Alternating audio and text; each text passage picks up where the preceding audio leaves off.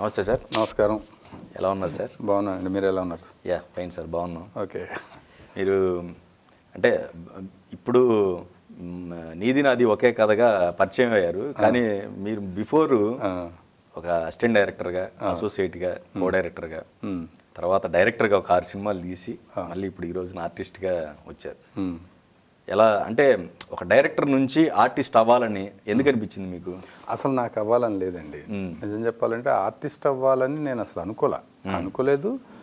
బేసిక్గా ఏంటంటే నేను చిన్నప్పటి నుంచి కూడా నేను యాక్టర్నే. ఇలా స్కూల్ స్టేజ్ నుంచి అంటే 5th క్లాస్ నుంచి కూడా నేను స్కూల్లో స్టేజ్ మీద యాక్ట్ చేస్తూ ఉండేవాడిని. స్కూల్లో అంతా నేను బెస్ట్ యాక్టర్. కాలేజీలో యాక్ట్ చేసేవాడిని. అక్కడ కూడా నాకు ప్రైజులు వచ్చినాయి. కానీ నేను సినిమా ఇండస్ట్రీకి వచ్చినప్పుడు యాక్టర్ అవ్వాలని ఎందుకు అవ్వాలని అనుకోలేదంటే చాలామంది అనుకునేవాళ్ళు వీడు యాక్టర్గా వెళ్ళాడు సినిమా ఇండస్ట్రీకి అని మా ఫ్రెండ్స్ అనుకునేవాళ్ళు. ఎందుకంటే నేను అక్కడ యాక్ట్ చేసేవాడిని కాబట్టి. కానీ సినిమా ఇండస్ట్రీకి వచ్చిన తర్వాత చూస్తే అంత మంచి మంచి పర్సనాలిటీలు, మంచి మంచి అందగాళ్ళు ఇలా ఉన్నారు. నేను అద్దంలో చూసుకుంటే చాలా సన్నగా పీలగా ఉండేవాడిని అండి. నాకు అది ఒక కాంప్లెక్స్ ఉండేది. బాగా సన్నగా ఉన్నాను నేను యాక్టర్గా పనికిరానని నేను ఫిక్స్ అయిపోయాను. ఫిక్స్ అయిపోయి అసలు సినిమా ఇండస్ట్రీలో డైరెక్షన్ చేయాలని కూడా లేదండి నాకు. సినిమా ఇండస్ట్రీలోకి ఎంటర్ అవ్వాలంతే. అక్కడ ఏం చేస్తామనే తర్వాత, ఏం అవకాశం వస్తుంది అనే తర్వాత అలా ఉండేది నాకు. ఏం చేయాలో ఒక దిశ లేదు. డైరెక్టర్ అవ్వాలనే గోల్ ఏం లేదు నాకు అసలు. అలాంటి టైంలో నాకు కోటి రామకృష్ణ గారి దగ్గర పనిచేసే అవకాశం వచ్చింది. ఎట్లా అంటే మా బాబాయ్ గారు పుల్లారావు గారు అని, ఆయన ఆల్రెడీ సినిమా ఇండస్ట్రీలో అప్పుడు ఉండేవారు. అప్పటికి ఆయన మానేశారు. ఆయన ద్వారా నాకు అవకాశం వచ్చింది. ఆ అవకాశం రావడంతో ముందు దూరిపోదామని చెప్పి దూరిపోయాను. ఓకే. ఆ దూరిపోయి సినిమాలు చేస్తున్నప్పుడు అప్పుడు గురువుగారు చాలా బిజీ అండి. బిజీ అంటే సంవత్సరానికి 8 సినిమాలు తీస్తున్న డైరెక్టర్ ఆయన. అప్పుడు 8 సినిమాలు తీస్తే 3 సూపర్ హిట్లు ఉండేవి, 2 హిట్లు ఉండేవి, మిగతా యావరేజ్లు ఏదో 1 అర ఫ్లాప్ అట్లా ఉండేదన్నమాట. అంత పీక్ స్టేజ్లో ఉన్న టైం. అప్పుడు ఆయన దగ్గర నేను అసిస్టెంట్ డైరెక్టర్గా జాయిన్ అవడంతో విపరీతంగా పని చేయడం అనేది అలవాటైంది. ఆ పని చేయడం కూడా చాలా ఎంజాయ్ చేస్తూ చేసేవాళ్ళం అనమాట. అసలు ఎక్కడ కాలేజీకి వెళ్ళినట్టే, కాలేజీకి వెళ్ళి గొడవ చేసేవాళ్ళం. అంత ఎంజాయ్ చేసేవాళ్ళం. ఎందుకంటే డైరెక్టర్ గారు కూడా అంత హెక్టిక్ టైంలో కూడా ఆయన ఎప్పుడు చిరాకు పడ్డం కానీ, ఎవరి మీద చిరాకు పడ్డం కానీ, ఎవరినైనా ఒక మాట అనడం కానీ, టెన్షన్ పడ్డం కానీ ఆయన దగ్గర లేదండి. అందువల్ల మేము కూడా బాగా వర్క్ అంతా ఎంజాయ్ చేసేవాళ్ళం విపరీతంగా. అలా పోను చేస్తున్నప్పుడు ఒక 4 సంవత్సరాల వరకు నాకు గోల్ ఏం లేదు, నేను డైరెక్టర్ అవ్వాలనేది ఏం లేదు. కానీ అప్పుడే నేను బాగా పరిగెడుతూ పనిచేయడం, హుషారుగా పనిచేయడం అంతా చూసి ఆర్టిస్టులు, ఇప్పుడు హీరోలు, ఆర్టిస్టులు అందరూ నువ్వు బ్రహ్మాండమైన డైరెక్టర్ అవుతావు అని అనేవాళ్ళు. నేను వెళ్ళిన 4 సంవత్సరాలకే నాకు ఒక ప్రొడ్యూసర్ నన్ను అడిగాడు, నెక్స్ట్ సినిమా డైరెక్ట్ చేస్తావా అని అడిగాడు నన్ను. అదేంటి, నాకు డైరెక్షన్ అనేది పెద్ద ఇది కాదండి, జాయిన్ అయ్యాను అని. అదేంటి మరి నువ్వు అసిస్టెంట్ డైరెక్టర్గా చేస్తున్నావు, నువ్వు డైరెక్షన్ చేయడానికే కదా అని అడిగాడు ఆయన. అడిగితే చేస్తానేమో ఎప్పుడైనా, కానీ అంత పెద్ద ఇది కూడా లేదండి, నేను సినిమా ఇండస్ట్రీలో ఉండాలి అనేదే నాకు ఇది అని చెప్పాను. అప్పటికి కూడా అది లేదు. ఆ తర్వాత మెల్లమెల్లగా డైరెక్టర్ గారు ఆ కమాండ్ అంటే ఒక స్క్రిప్ట్ మీద కమాండ్ కానీ, ఒక టెక్నిక్ మీద కమాండ్ కానీ, ఒక యాక్టింగ్ పర్ఫార్మెన్స్ల మీద కమాండ్ కానీ, ఇవన్నీ చూసి నాకు లేదు నేను కూడా డైరెక్టర్ అవ్వాలని నాకు వచ్చిందండి. అప్పుడు నేను లేదు డైరెక్టర్ని అవ్వాలి నేను అని అనుకున్నాను. అనుకుని అలా మెల్లమెల్లగా అలాగా ఆ తర్వాత కూడా నేను ఏ ప్రయత్నాలు చేయలేదండి. కానీ మీరు క్యారెక్టర్స్ చేశారు కదా సార్, అంటే గురుగారి దగ్గర ఉన్నప్పుడు వాళ్ళ సినిమాల్లో క్యారెక్టర్ చేశారు, మళ్ళీ మీరు డైరెక్షన్ చేసేటప్పుడు కూడా చిన్న క్యారెక్టర్ అంటే గురుగారి దగ్గర చేసినప్పుడు ఏదో ఒక సినిమాలో అంటే అది ఎలా వస్తుందంటేనండి, ఇప్పుడు ఎవరో ఒక ఆర్టిస్ట్కి చెప్తాం, ఒక చిన్న ఆర్టిస్ట్కి చెప్తాం, వేషం చెప్తాం, వాడు టైంకి రాడు. ఓకే. ఇప్పుడు మా గురుగారి సినిమాల్లో మీకు ఎక్కడ చూసినా కూడా అసిస్టెంట్ డైరెక్టర్లు అందరూ ఎప్పుడో ఏదో సినిమాలో కనిపిస్తూనే ఉంటారు. ఓకే. ఇప్పుడు ఏదో చిన్న ఏమంటే అదే మీకు ఇది ఫోన్ వచ్చింది అని ఎవడో వచ్చి చెప్తాడు అనుకోండి ఆఫీస్లో, గుమస్తానో లేకపోతే ఎవడో, దానికి ఎవడో పెడతాము, వాడు డైలాగ్ సరిగ్గా చెప్పట్లేదు అనుకోండి, నువ్వు చెప్పనేస్తారు అనేసి చేయడం. అలాగే 1 సీను 2 సీన్లలో ఉండే వేషాలు ఉంటాయి. అలాంటివి ఒక్క 2 సందర్భాల్లో చేశాను గురుగారి దగ్గర, ఎక్కువ చేయలేదు. కానీ నేను యాక్ట్ చేసిన సినిమాల్లో, నేను డైరెక్ట్ చేసిన సినిమాల్లో 2 సీన్లలో చేశాను. అది కూడా సేమ్ ఇదే ప్రాసెస్. ఎవరికో చెప్పి వాళ్ళు రాక అలా చేసిందే. తర్వాత నువ్వు వస్తావని ఒక సినిమా, ఆ సినిమాలో గురుగారి దగ్గర నాకు సీనియర్ విఆర్ ప్రతాప్ గారని, ఆయన డైరెక్టర్. దేవి నువ్వు ఉంటే బాగుంటుంది, నాకు కో డైరెక్టర్గా నాకు హెల్ప్గా ఉంటుంది అది అని అంటే, మాకున్న రిలేషన్ ప్రకారం ఆ పిక్చర్ చేశాను నేను. ఓకే. అందులో కూడా ఒక సీన్ 2 సీన్లో నేను కనిపిస్తాను. ఓకే. అది కూడా సీరియస్గా చేసింది కాదు. మన యాక్చువల్గా మన జోగి నాయుడు ఆర్టిస్ట్ ఉన్నారు కదా, ఆయనకి చెప్పామండి ఒక క్యారెక్టర్, ఒక తాగుబోతు క్యారెక్టర్. ఆయన ఏం చేసాడంటే, కరెక్ట్గా రేపు షూటింగ్ అనగా నేను ఇవాళ ఎక్కడికో ఏదో ఊరు వెళ్తున్నానని ఏదో చెప్పాడు. అరే ఇప్పుడు దీనికి మళ్ళీ వేరే ఆర్టిస్ట్ని చూడాలి అనుకుంటున్నప్పుడు 7 acresలో షూటింగ్ జరుగుతుంటే ఎవరో కుర్రాడు బైక్ మీద వచ్చి, బైక్ మీద ఉన్నాడు అతను, సార్ నాకు చెప్పండి సార్ నేను చేస్తానన్నాడు. సరేనయ్యా రేపు పొద్దున్న నువ్వు 7 గంటలకల్లా ఇక్కడికి వస్తావా అని అడిగా. వస్తాను సార్. నువ్వు ఎక్కడ ఉంటావు? దిల్సుఖ్ నగర్లో ఉంటావు. సార్ నువ్వు 7 గంటలకు రావాలి, ఎట్టి పరిస్థితుల్లో వస్తావు కదా? ఖచ్చితంగా వస్తాను సార్ అని చెప్పి వెళ్ళిపోయాడు. నెక్స్ట్ డే వచ్చేసి కోట శ్రీనివాసరావు గారు, నాగార్జున గారు వీళ్ళందరూ ఆల్రెడీ అందరూ వచ్చేసారు, మేకప్లు చేసేసుకున్నారు. కోట గారు హాఫ్ డేనే మాకు కాల్ షీట్ ఆ రోజు. ఆయన ప్రతాప్ గారు షార్ట్ పెట్టారు. షార్ట్ పెడితే నేనే కోట గారికి ఇదంతా సీన్ చెప్పాను.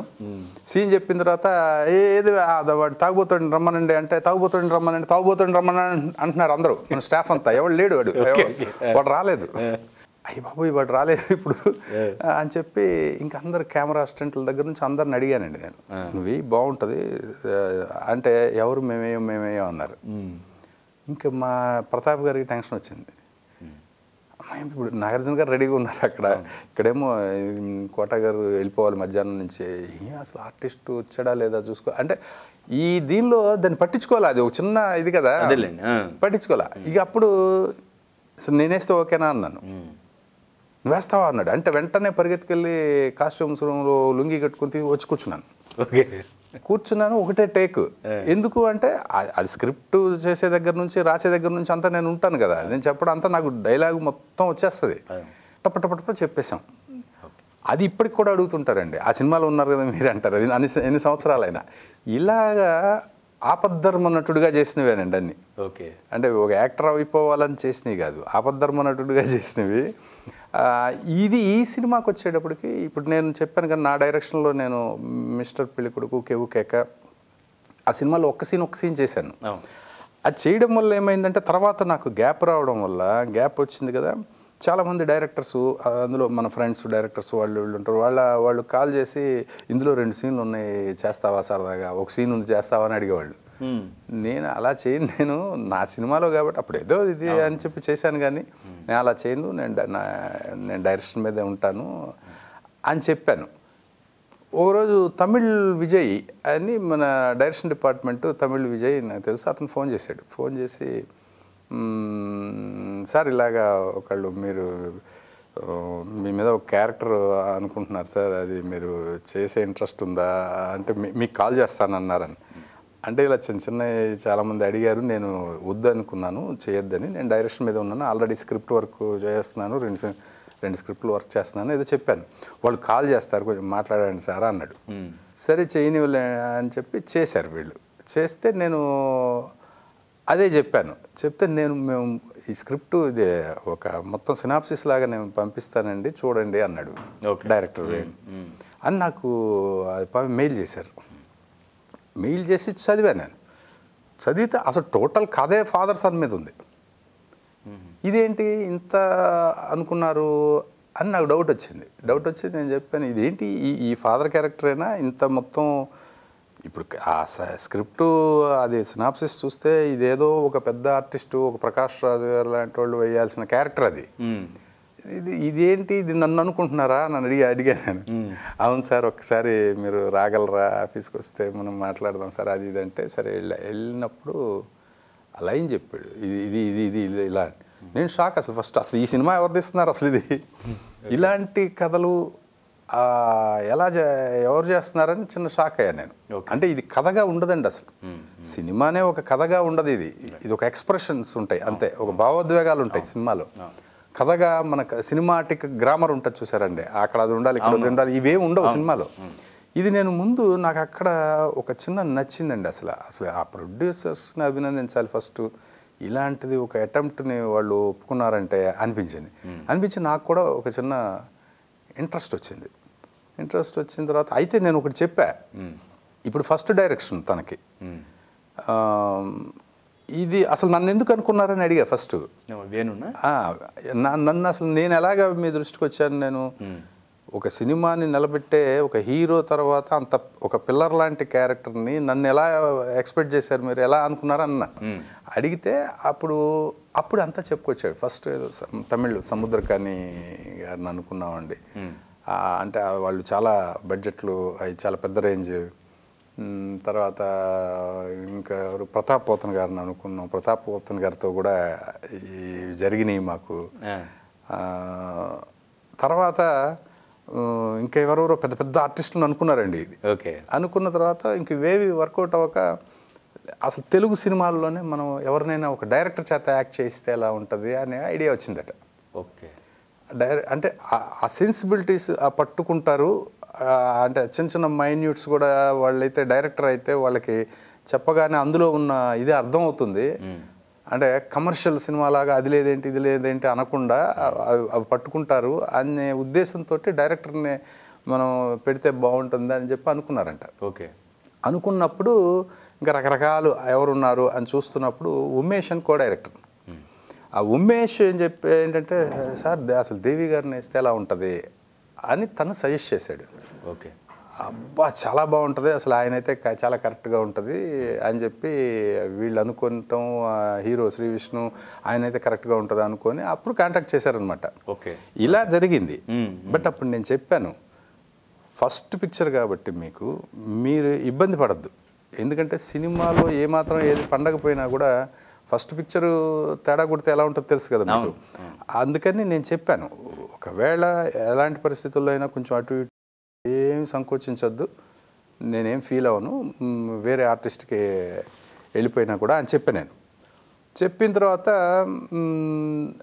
అసలు మీకు ఎలా కావాలి, పర్ఫార్మెన్స్ ఎలా కావాలి అని అడిగి నేను ఒక 3-4 రకాలుగా నేను చెప్పి చూపిస్తాను. మీరు ఒక డైలాగ్ ఇస్తే నేను చెప్పగలను, నేను 3-4 రకాలుగా చెప్పగలను, నేను చెప్తాను మీకు ఎలా కావాలో మీకు అని. అంటే నాకు న్యాచురల్గా కావాలి సార్ అన్నాడు. అనగానే నేను ఇచ్చిన డైలాగ్ని జస్ట్ ఇలాగ కదా అని అలా కూర్చొనే చెప్పాను, ఇంతే సార్ నాకు ఇంకేం వద్దు సార్ అన్నాడు. అలా ఒకసారి న్యాచురల్గా చెప్పగానే నాకు ఇంకో రకంగా ఏమొద్దు సార్ ఇదే కరెక్ట్గా ఉందన్నాడు. ఇంకా తర్వాత సినిమా అయిపోయే వరకు తనకేం కావాలనేది నాకు క్లియర్గా అర్థమైపోయిందండి. క్లియర్గా అర్థమైపోయింది తనకు న్యాచురల్గా కావాలి అని. నాకు న్యాచురల్గానే ఇష్టం అండి, న్యాచురల్గా ఉండాలి. ఒక క్యారెక్టర్ అదేదో యాక్ట్ చేస్తున్నట్టు ఉండకూడదు అనేది అలాంటిది నాకు కూడా ఇష్టం. బట్ నేను డైరెక్ట్ చేసిన సినిమాల్లో అలా ఉండదు, ఎందుకంటే అవి కమర్షియల్ సినిమాలు కాబట్టి. బట్ యాక్టర్గా న్యాచురల్గా ఉండాలి అనేది నాకు బాగా ఇష్టం, న్యాచురల్గా ఉంటే బాగుంటుంది అనేది నాకు ఇష్టం. అలాగే తను కూడా అడిగేటప్పటికి అలా మ్యాచ్ అయింది మా ఇద్దరికి. అలాగే ఇంక అక్కడి నుంచి మొత్తం చేయడం మొదలుపెట్టాను. అలాగే ప్రతిదీ తర్వాత నాకు ఆ సీన్ అవి చెప్పడం తప్ప ఏ సజెషన్స్ అవి ఇవి చెప్పేవాడు కాదు. ఓ 4-5 డేస్ చూసి నేనే అడిగాను, నాకు ఏదన్నా ఇదైతే ఓపెన్గా నాకు చెప్పేసేయండి, ఇది బాగాలేదు ఇలా కాదు ఇలా చేద్దాము అని అంటే నేను చేస్తానని చెప్తే అస్సలు ఏమి చెప్పాల్సిన అవసరం లేదు సార్, నేనేమనుకున్నానో అదే మీరు చేస్తున్నారు, అలాగే చేస్తున్నారు, నాకు ఇంక చెప్పాల్సిన అవసరం రావట్లేదు సార్ అని అన్నాడు తను. మంచి ఆర్టిస్ట్ దొరికారు తెలుగు. అదండి డైరెక్షన్కి అంటే ఒకటండి, డైరెక్షన్ మాత్రం వదలనండి నేను. నాకు ఎందుకంటే అండి నాకు అది చాలా ఇష్టమైన విషయం. కానీ ఇప్పుడు నాకు అన్నం పెట్టింది డైరెక్షను. బట్ నాకు సక్సెస్ లేకపోవటం వల్ల నాకు మెటీరియలైజ్ అవ్వలేదు. కానీ నేను ఒక 2 కథలు మంచి కథలు చేస్తున్నాను. నేను చేస్తాను యాక్టర్గా. నాకు అంటే ఇంత పేరు వస్తుందని నేను ఎక్స్పెక్ట్ చేయలేదు యాక్చువల్గా. అంటే నేను అనుకున్న దానికి ఓకే, నేను డైరెక్టర్కి సినిమాకి నేను ఇబ్బంది అవ్వలేదు, ఓకే పాస్ అయిపోతే చాలు అనుకున్న దానికి నాకు ఈ రోజున అసలు ఎంత అప్రిసియేషన్ అంటే అసలు ఇమేజ్ చేసుకోలేనంత అప్రిసియేషన్ వచ్చింది. కాబట్టి నేను చేస్తానండి, మంచి క్యారెక్టర్స్ వస్తే చేస్తాను. ఏ క్యారెక్టర్స్ చేస్తున్నా ఏం చేస్తున్నా నేను డైరెక్షన్ మాత్రం కంప్లీట్గా వదిలేయకూడదు అనేది అయితే ఉందండి నాకు. నేను డైరెక్షన్ చేయాలనేది అయితే ఉంది. కానీ మీరు డైరెక్షన్కి సంబంధించింది ఖచ్చితంగా ఓకే వదిలేని అంటున్నారు కానీ ఇప్పుడు మరి మీ డేట్లు ఖచ్చితంగా బిజీ అవ్వచ్చేమో. అదే అదే అయ్యే కనిపిస్తుందండి, అలాగా కనిపిస్తుందండి. అదే చూద్దామండి, అంటే ఇప్పుడు ఎలా వెళ్తుందో చూద్దామండి. అంటే ఇదేం మనం ఎక్స్పెక్ట్ చేసింది కాదు, అదే అదే వచ్చింది. కానీ ఎలా ఉంది సార్ కంఫర్టబుల్గా? అంటే మీకు డైరెక్షన్ ఫీల్డ్లో దగ్గర దగ్గర ఒక 20 years ఉంటారు, ఈజీగా ఉన్నాను. 20 years మీరు డైరెక్షన్ ఫీల్డ్లో ఉండి కెమెరా వెనక, అవును, ఇప్పుడు కెమెరా ముందు, అవునండి, రెండిటికి మధ్య ఎలాంటి వ్యత్యాసాన్ని మీరు గమనించారు? అంటే వ్యత్యాసం అంటేనండి ఎలా ఉంటుందంటే సింపుల్గా డైరెక్షన్ అనేది అదొక పెద్ద బాధ్యత అండి. అది అందులో ఇష్టం ఎంత ఉందో కష్టం దానికి 4 ఇంతలు ఉంది. ఓకే. యాక్టర్గా అంత కష్టం ఉండదు. ఓకే, కష్టం ఉండదు. ఓకే. మీకు ఇప్పుడు యాక్టర్గా నేను వెళ్ళానండి, పొద్దున్నే నా పని ఏంటి, వెళ్ళాను, టిఫిన్ చేశాను, వాళ్ళు ఏదో బట్టలు ఇచ్చారు వేసుకున్నాను, మేకప్ చేశారు చేసుకున్నాను, వాళ్ళు ఏదో వచ్చి సీన్ చెప్పారు, ఇలా ఉంటుందండి అని చెప్పారు. అది చేయడం పెద్ద కష్టమేం కాదు, ఎందుకంటే ఇవన్నీ చేసే ఉన్నాం కదా. కెమెరా వెనక చేసాము ఇప్పటి వరకు, కెమెరా ముందు చేస్తున్నాం అంతే. అంతకంటే అసలు ఏ డిఫరెన్స్ లేదండి నాకు ఏమి అసలు అందులో ఒక నమ్ముతారో నమ్మరో ఒక 5% కూడా నాకు కష్టం అనిపించలేదు. ఇంకొకటి ఏంటంటే డైరెక్టర్గా మనం ఏం చేస్తామంటే డైరెక్షన్ డిపార్ట్మెంట్లో ఉన్నప్పుడు కానీ డైరెక్టర్గా ఉన్నప్పుడు కానీ ఉదయం దిగిన దగ్గర నుంచి కారు దిగి లొకేషన్లోకి వెళ్ళిన దగ్గర నుంచి ప్యాకప్ అనే వరకు కంప్లీట్గా దాని మీద పరిగెడుతూనే ఉంటాం. అవును. ఇప్పుడు ఇక్కడ వచ్చేసి నాకు పని లేదు, నాకు సీన్ చెప్పారు 2 minutes, అది జస్ట్ డైరెక్టర్ చెప్పేటప్పుడు మనసుకి ఎక్కించుకుంటే చాలండి. ఒక స్టూడెంట్ టీచర్ పాఠం చెప్పేటప్పుడు వాడు కనుక కాన్సన్ట్రేషన్ తోటి వింటే వాడు తర్వాత చదవక్కర్లేదు పెద్దగా, వాడికి మైండ్లోకి వెళ్ళిపోయింది అనుకోండి, వెళ్ళిపోతే వాడు ఈజీగా వాడు పాస్ అయిపోతాడు కదా.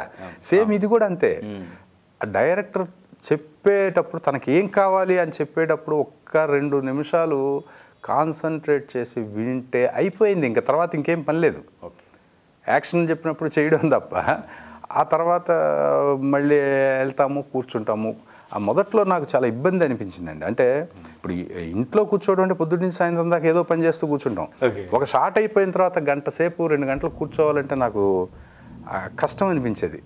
అంటే ఏంటని మీరు నమ్మరు, మొట్టమొదటి రోజు షూటింగ్ చేసినప్పుడు పొద్దున్నే ఒక సీన్ చేశారు, చిన్న సీన్, ఏదో 2 డైలాగులు చెప్పాను, అయిపోయింది.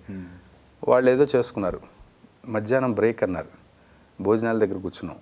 నాకంతా ఒకటే ఫీలింగ్ అండి, అంటే నేను ఏమి పని చేయలేదు కదా, నేను భోజనం చేసేస్తున్నాను ఇక్కడ అనే ఫీలింగ్ వచ్చేసింది నాకు. అంటే డైరెక్షన్ అనేది ఒక 100% కష్టం అనుకుంటే ఇది ఒక 10% కష్టం. ఇది దీనికి దానికి అంత డిఫరెన్స్ ఉంది, అంత బాధ్యత అంత ఎక్కువ ఉంది అక్కడ.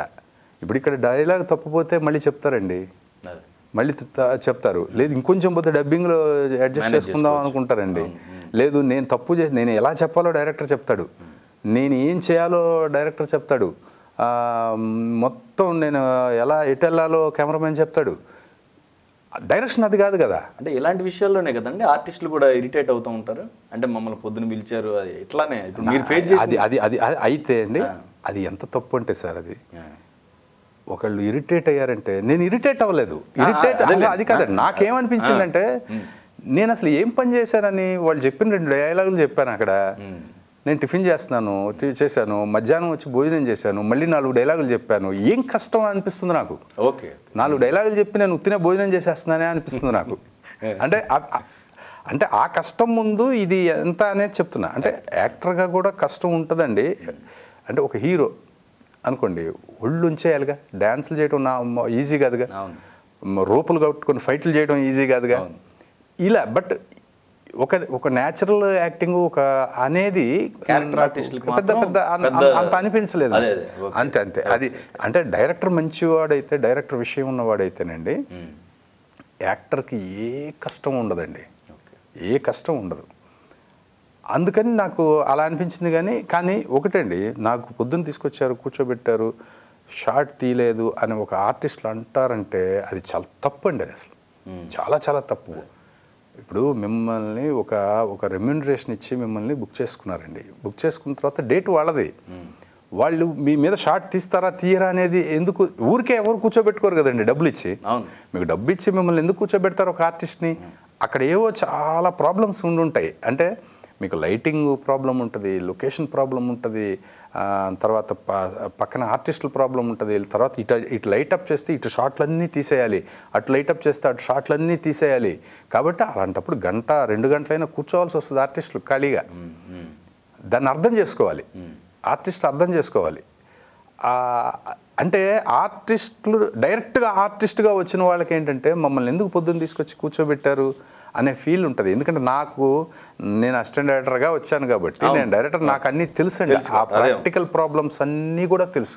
100% ఆర్టిస్ట్ కంటే, ఎంత గొప్ప ఆర్టిస్ట్ అయినా సరే, ఆర్టిస్ట్ కంటే టెక్నీషియన్ కష్టం 100 రెట్లు ఉంటుందండి. అది అర్థం చేసుకోవాలి ఫస్ట్. ఏ ఆర్టిస్ట్ అయినా, ఎంత గొప్ప ఆర్టిస్ట్ అయినా టెక్నీషియన్స్ని నెత్తిన పెట్టుకోవాలి సార్. అంటే నేను ఒక cinema full length character act చేసిన తర్వాత నాకు డైరెక్షన్ మీద కానీ, డైరెక్షన్ డిపార్ట్మెంట్ మీద కానీ, మిగతా కెమెరా డిపార్ట్మెంట్ కానీ, ఆర్ట్ డిపార్ట్మెంట్ కానీ, ఈ టెక్నీషియన్స్కి సంబంధించిన అన్ని డిపార్ట్మెంట్ల మీద నాకు ఇంకా అపారమైన గౌరవం పెరిగిపోయిందండి. ఇంకా అపారమైన గౌరవం పెరిగిపోయింది. ఆ గౌరవం ఇవ్వకపోతే, ఇవ్వని ఆర్టిస్టు నా దృష్టిలో కరెక్ట్ కాదు. వాళ్ళు ఇవ్వాలి. వాళ్ళు ఎంత కష్టపడతారండి, ఎంత కష్టం అసలు అది. మీరు ఈ రోజున మీరు బాగా చేశారన్నా వాళ్ళకే 75% మీరు క్రెడిట్ ఇవ్వాలి. సో ఇప్పుడు మీరు చెన్నై విషయానికి వస్తే మీ జర్నీ అక్కడ, ఊరు ఎక్కడ సార్? ఊరు మాది యాక్చువల్గా నేను పెరిగింది కాదు, కనగాల అని రేపల్లె తాలూకా అండి.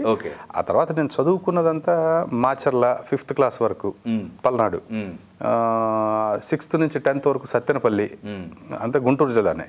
తర్వాత కాలేజ్ అంతా బాపట్ల, అలా చదువుకున్నాను. అంటే మా ఫాదరు ఆయన ఫార్మసిస్ట్గా చేశారు, ఆయన ట్రాన్స్ఫర్స్ అవుతూ ఉంటాయి కదా, అలా అక్కడ చేశాను. అక్కడి నుంచి నెక్స్ట్ చెన్నై. అందుకని నాకు ఒక ఊరు అనేది పలానా ఊరు అనేది ఏం లేదు, అన్ని ఊర్లు మనయే. మద్రాసు వెళ్ళాం, అక్కడి నుంచి మళ్ళీ ఇక్కడికి వచ్చాం. సో మెడ్రాస్ వెళ్ళారు మీరు. అంటే అప్పటికి మీరు ఇందాక చెప్పినప్పుడు ఒక గోల్ లేదు, ఏదో అంటే సినిమా అంటే పిచ్చండి అంతే. అదే దాంట్లో జాయిన్ అయిపోవాలి అంతే అంతే. ఆయన మీ కజిన్ పుల్లారావు గారు? అవునండి, మా బాబాయ్ గారు జాయిన్ చేయించారు. అవును. మీకు అక్కడ లాంగ్వేజ్ ప్రాబ్లం కానీ మిగతా ఏమి వెంటాడలేదండి కష్టాలు? అసలు అక్కడ ఎవరికి లాంగ్వేజ్ ప్రాబ్లం లేదండి. తమిళనాడులో, మద్రాసులో అన్ని లాంగ్వేజ్ వాళ్ళు ఉంటారు. బేసిక్గా సినిమా ఇండస్ట్రీకి వచ్చేటప్పటికి, సినిమా ఇండస్ట్రీలో పనిచేసే ఇప్పుడు టెక్నీషియన్స్ కొంతమంది తమిళియన్స్ ఉంటారండి. వాళ్ళకి తెలుగు వచ్చు, వాళ్ళు తెలుగు మాట్లాడతారు. అసలు మనం తమిళ్ రాకపోతే బతకలేని పరిస్థితి అసలు అక్కడ ఉండదు. అందుకనే ఇప్పటికి కూడా చాలామంది పెద్ద డైరెక్టర్స్కి, పెద్ద అక్కడి నుంచి అక్కడ 10 ఏళ్ళు 20 ఏళ్ళు ఉన్న వాళ్ళకి కూడా ఇప్పటికి కూడా పూర్తిగా తమిళ్ రాని వాళ్ళు చాలామంది ఉంటారు. ఎందుకంటే మీరు మాట్లాడాల్సిన అవసరం కంపల్సరీగా ఉంటేనే కదా. ఇప్పుడు బయటికి వెళ్తే మీకు ఎంతో కొంత తమిళ్ మాట్లాడాల్సిన అవసరం ఉంటుంది, బట్ మీరు తెలుగులో మాట్లాడుతున్న వాళ్ళు అర్థం చేసుకుంటారు. బట్ మనం పనిచేసే స్టూడియోస్లో కానీ వాటిల్లో మీకు తమిళ్ మాట్లాడకపోయినా మీరు తెలుగు మాట్లాడినా వాళ్ళకి అర్థమైపోయేది అప్పట్లో. కానీ నేను నేర్చుకున్నానండి, తమిళ్ కావాలని నేను నేర్చుకున్నాను. ఎందుకంటే తమిళియన్స్, ఇప్పుడు మేము బ్యాచిలర్స్గా అసిస్టెంట్ డైరెక్టర్లుగా ఉన్నప్పుడు పక్క రూముల్లో వాటిలో తమిళ అసిస్టెంట్ డైరెక్టర్స్ ఉండేవాళ్ళు. వాళ్ళలో చాలామంది ఇప్పుడు డైరెక్టర్స్ కూడా అయి ఉన్నారు. వాళ్ళు మాట్లాడుకునే విధానం, వాళ్ళకి భాష మీద ఉన్న ప్రేమ, తమిళ భాష మీద వాళ్ళకి ఎంత ప్రేమ అంటేనండి, మీరు వాళ్ళని ఏమైనానండి ఊరుకుంటారు, కానీ వాళ్ళ భాషను మీరు ఒక్క మాట అంటే చొక్కబట్టుకుంటారు వాళ్ళు. అంత ప్రేమ. వాళ్ళ ప్రేమ చూసి నాకు తమిళ్ మీద విపరీతమైన ప్రేమ వచ్చిందండి. నిజంగా అది నేర్చుకోవాలనే ఇది వచ్చింది నాకు. అందుకని వాల్ పోస్టర్స్, ఇప్పుడు మనం సినిమాలు చూడాలన్నా కూడా అక్కడ ఏంటంటే థియేటర్కి వెళ్ళి సినిమా చూడాలండి. ఒక సినిమా ఉంది, థియేటర్ పేరు ఇంగ్లీష్లో ఉండదు దాని మీద, ఆ పోస్టర్స్ మీద తమిళ్లోనే అతికిస్తారు. ఆ థియేటర్ పేరు కూడా మనకు తెలియదు. ఇప్పుడు అందుకని నేను ఏం చేసేవాడిని అంటే అలా ఉండేవాడిని అండి. ఎవరైనా చిన్నపిల్లలు వెళ్తున్నా, పెద్దవాళ్ళని అడిగామనుకోండి వాళ్ళు ఇలా చూస్తారని చెప్పి, ఎవరైనా చిన్నపిల్లలు వెళ్తున్నప్పుడు తంబి ఇంత పడం ఏ థియేటర్ అనేవాడిని. అంటే వాడు చెప్పాడు ఇదే రామ్, వాడు పైనుంచి కింద చూసేవాడు ముందు, ఇది కూడా చదవటం రాదా నా తంబి అనేవాడిని. వాడు అని రామ్ థియేటర్ అని చెప్పేవాడు.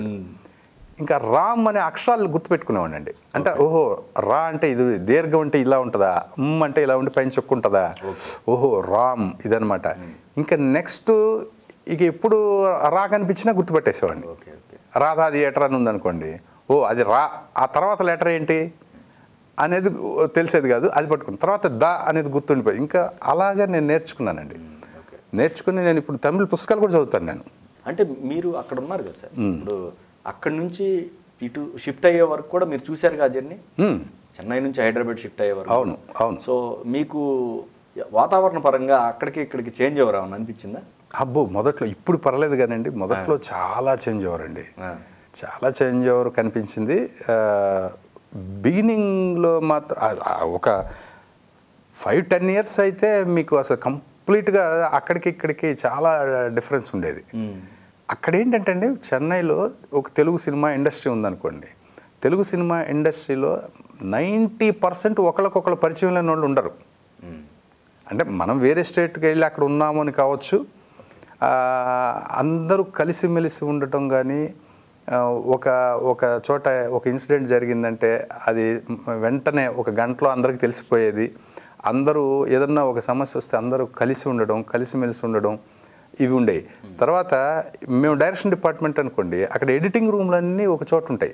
ఇప్పుడు వాహినిలో వరుసగా 10 ఎడిటింగ్ రూమ్స్ ఉంటాయి, ఇంకోటి రాజలక్ష్మి ఎడిటింగ్ రూమ్స్ ఉన్నాయి, అక్కడ ఒక 10 ఎడిటింగ్ రూమ్స్ ఉంటాయి, ఇంకో చోట. ఇలాంటి ప్లేసుల్లో అందరం కలిసేవాళ్ళం మేము అసిస్టెంట్ డైరెక్టర్స్. ఎలా అంటే ఇప్పుడు మనది ఇక్కడ జరుగుతుంది అనుకోండి, పక్కన కోదండరామరెడ్డి గారి ఎడిటింగ్ జరుగుతుంటుంది, పక్కన రాఘవేంద్రరావు గారి ఎడిటింగ్ జరుగుతుంటుంది, ఆ పక్కన ఇంకోటి జరుగుతుంది. తెలుగు డైరెక్టర్స్ అందరూ, అసిస్టెంట్ డైరెక్టర్లు అందరూ అక్కడ కలిసేవాళ్ళం అనమాట. ఓకే, కలిసి అందరం మాట్లాడుకునేవాళ్ళం. అది చాలా చాలా బాగుండేది. అది ఇక్కడికి వచ్చిన తర్వాత ఏమైందంటే అండి, ఎక్కడికక్కడ విసిరేసినట్టు ఇక్కడ ఎవరికి సంబంధం లేదు. అంటే ఒక కలుపుగోలు వాతావరణం ఇక్కడ లేదనిపించిందండి.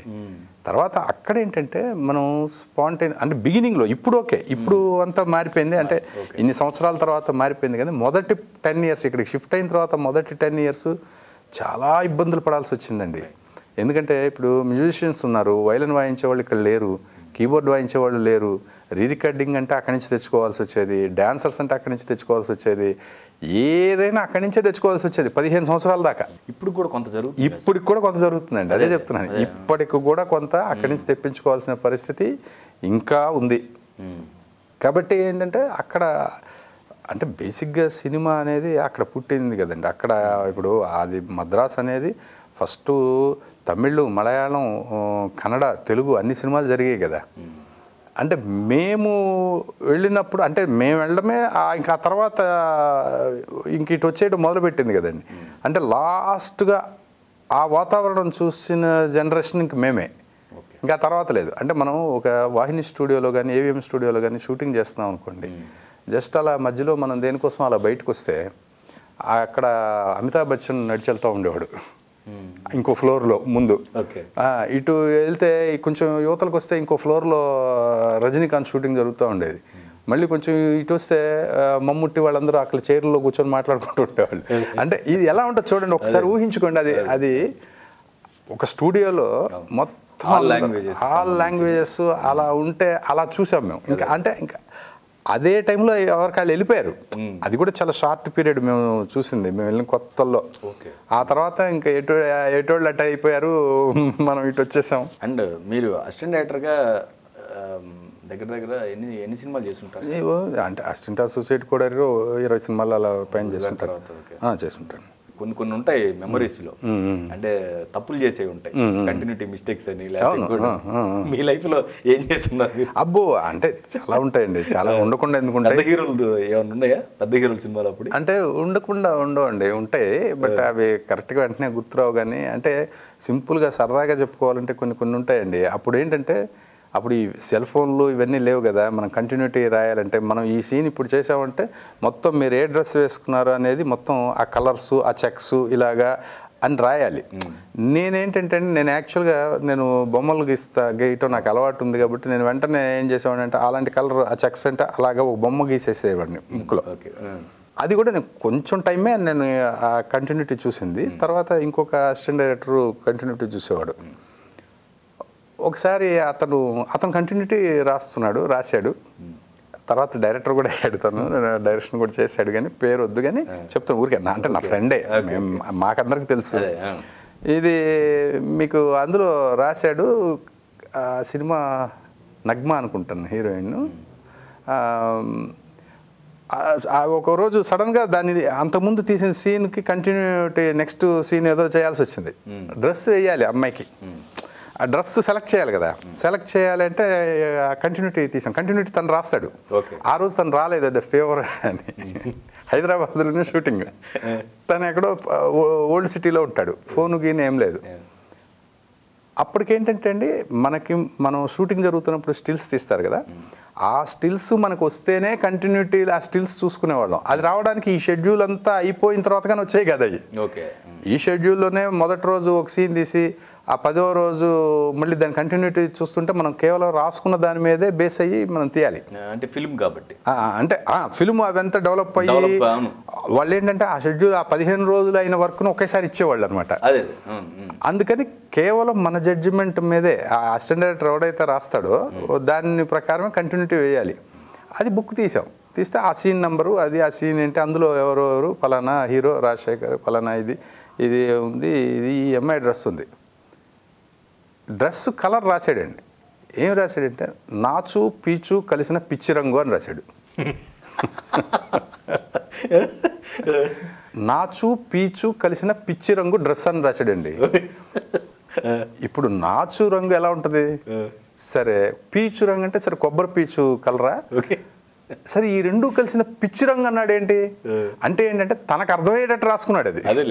ఇప్పుడు తను వస్తే తను టక్కని తీసేస్తాడు, అదిగో ఈ డ్రెస్ అని తీసేస్తాడు. ఇప్పుడు మాకు ఎలా తెలుస్తుందండి, ఇంకా ఆ డ్రెస్సులన్నీ ముందేసుకుని కూర్చున్నామండి. అవన్నీ వేసుకుని కూర్చుంటే ఇదిగో నాచు రంగు అంటే అలా గ్రీన్గా ఇలా ఇది అనుకుంటాను.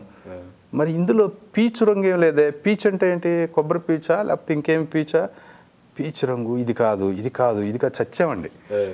అంటే డ్రెస్సులన్నీ కొంచెం కలర్స్ కలుస్తాయి కదా అవి. ఇంకా అసలు పిచ్చెత్తిపోయిందండి మాకు. ఏం చేయాలో తెలియదు. ఒక పక్కన షార్ట్ రెడీ అయిపోయి ఉన్నది, అక్కడ మేము డ్రెస్ తీయాలి. ఇంకా బ్లైండ్గా ఒకటేదో వేసేసాం.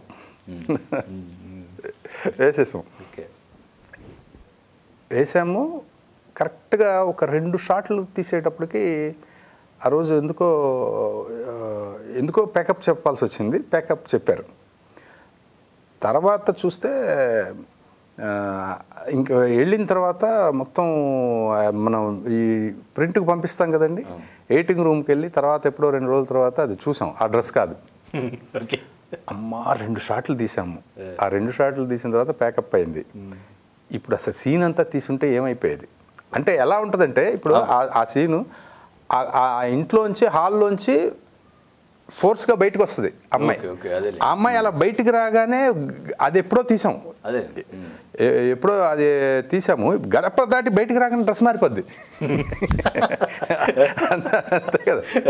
ఇంకా బాబు అయిన తర్వాత మావాడు వచ్చాడు. వచ్చిన తర్వాత అది ఏంటి ఆ రైట్ అసలు నాచు రంగు అంటే ఒకటికి ఏదో లేదు, కొబ్బరి పీచు రంగు అంటే ఉంటుంది. నాచు పీచు కలిసిన పిచ్చి రంగు ఏంటయా అంటే అదేంటి ఆ మాత్రం తెలీదు, ఇదిగో ఇదే కదా అని తీశాడు. అంటే తనకు తెలుసు, మనకి ఎలా తెలుస్తుందండి. ఇలాంటివన్నీ ఉండేవి అనమాట అప్పట్లో. చిన్న సరదాలు ఇలాంటివన్నీ ఉంటాయి. ఆ విషయాలన్నీ కూడా గురుగారు ఏమన్నారు సరదా అంటే చెప్పేసేవాళ్ళు అండి. అంటే ఇలా ఏదన్నా ప్రాబ్లం ఆయన దగ్గర ఉన్న గొప్ప విషయం ఏంటంటే అండి, అప్పట్లో హైదరాబాద్లో కొత్తగా షూటింగ్ చేసేటప్పుడు, మెడ్రాస్లో అయితే ఆయన విపరీతమైన క్రియేటివ్ కదండి. ఆ స్పాట్కి వచ్చిన తర్వాత సీన్ రాస్తూ ఆయనకి ఇంకేదో ఐడియా వచ్చేది. ఐడియా వచ్చి ఆయన సీన్ రాసేటప్పుడు మేమందరం, ఇప్పుడు ఆయన చెప్తా ఉంటే నేను రాసుకునేవాడిని అండి, సీన్ రాసుకునేవాడిని. రాసుకునేటప్పుడు ఒక అసిస్టెంట్ డైరెక్టర్ రెడీగా ఉంటాడు ఇక్కడ. వీడు వచ్చాడు కరెక్ట్గా వాడు రాగానే చక్ మన గన్ తీసి నుదుటిని పెట్టాడు అని చెప్తుంటాడు ఆయన. చెప్తుంటాడు, అమ్మాయి ఇందులో గన్ ఉందా, మనకు ముందు తెలియదు. Gun gun gun gun gun అని చెప్పని వెంటనే ఇక్కడ మారూఫ్ అని ఒక అతను ఉంటాడు. అతను కబురు చేసేవాళ్ళం ఓకే. ఆ గన్ను. ఇంకోటి ఆ ఇత్తడి చెంబు తీసుకొని నెత్తి మీద కొట్టాడు అనగానే ఇత్తడి చెంబు అంటే ఇత్తడి చెంబు అలా చెప్పుకొని అలా తెచ్చేవాడు. అప్పట్లో ఏమయ్యేది ఏంటండి, ఏమి కావాలన్నా దొరికేది కదా హైదరాబాద్లో. ఇక్కడ ఓకే, ఏం కావాలన్నా ఇప్పుడు మేనేజర్స్ ఉండేవాళ్ళండి. మేనేజర్స్కి చెప్తే ఏమంటే ఇత్తడి చెంబు కావాలి. ఒక మేనేజర్ ఉండేవాడు, ఒక ఆయన, పెద్ద ఆయన పాపం ఇప్పుడు లేరు. సార్ మనకి ఇంకొక 2 గంటల్లో ఇత్తడి చెంబు కావాలి సార్ అర్జెంటుగా, ఎందుకంటే ఈలోపు మేనేజ్ చేస్తాం సీను. ఇత్తడి చెంబు కావాలి సార్. ఏది ఇత్తడి చెంబా? ఏది ఇత్తడి చెంబేగా? సర్లే అనేవాడు. ఒక బైక్ ఏదన్నా సార్ ఒక బుల్లెట్ మోటార్ బైక్ కావాలి సార్, రేపు పొద్దున 7 గంటలకి కావాలి సార్, మార్నింగ్ 7 గంటలకి అని ఈవినింగ్ చెప్పామనుకోండి. ఒక ఇన్స్పెక్టర్ క్యారెక్టర్ సడన్గా సీన్ చేస్తున్నాము, రేపు ఉదయం మార్నింగ్ ఆ బైక్ షాట్లు తీసేద్దామయ్యా అంటాడు డైరెక్టర్ గారు. మార్నింగ్ ఒక బుల్లెట్ మోటార్ బైక్ కావాలి సార్ అంటాం. అప్పటికేంటి షూటింగ్ నైట్ 7-8 అవుద్ది అంతే, ఈవినింగ్ 7-8 అవుద్ది. బైక్ కావాలి సార్ అని, ఏది bike motor bike, bullet motor బైక్గా రేపొద్దునకి. ఇప్పుడు ఎంత అయింది టైము? 7:30 అయింది సార్ ఈవినింగ్. రేపొద్దునకి హైదరాబాద్లో బుల్లెట్ మోటార్ బైక్. సర్లేమ్మా అనేవాడు. మార్నింగ్ బైక్ వచ్చేది కాదు.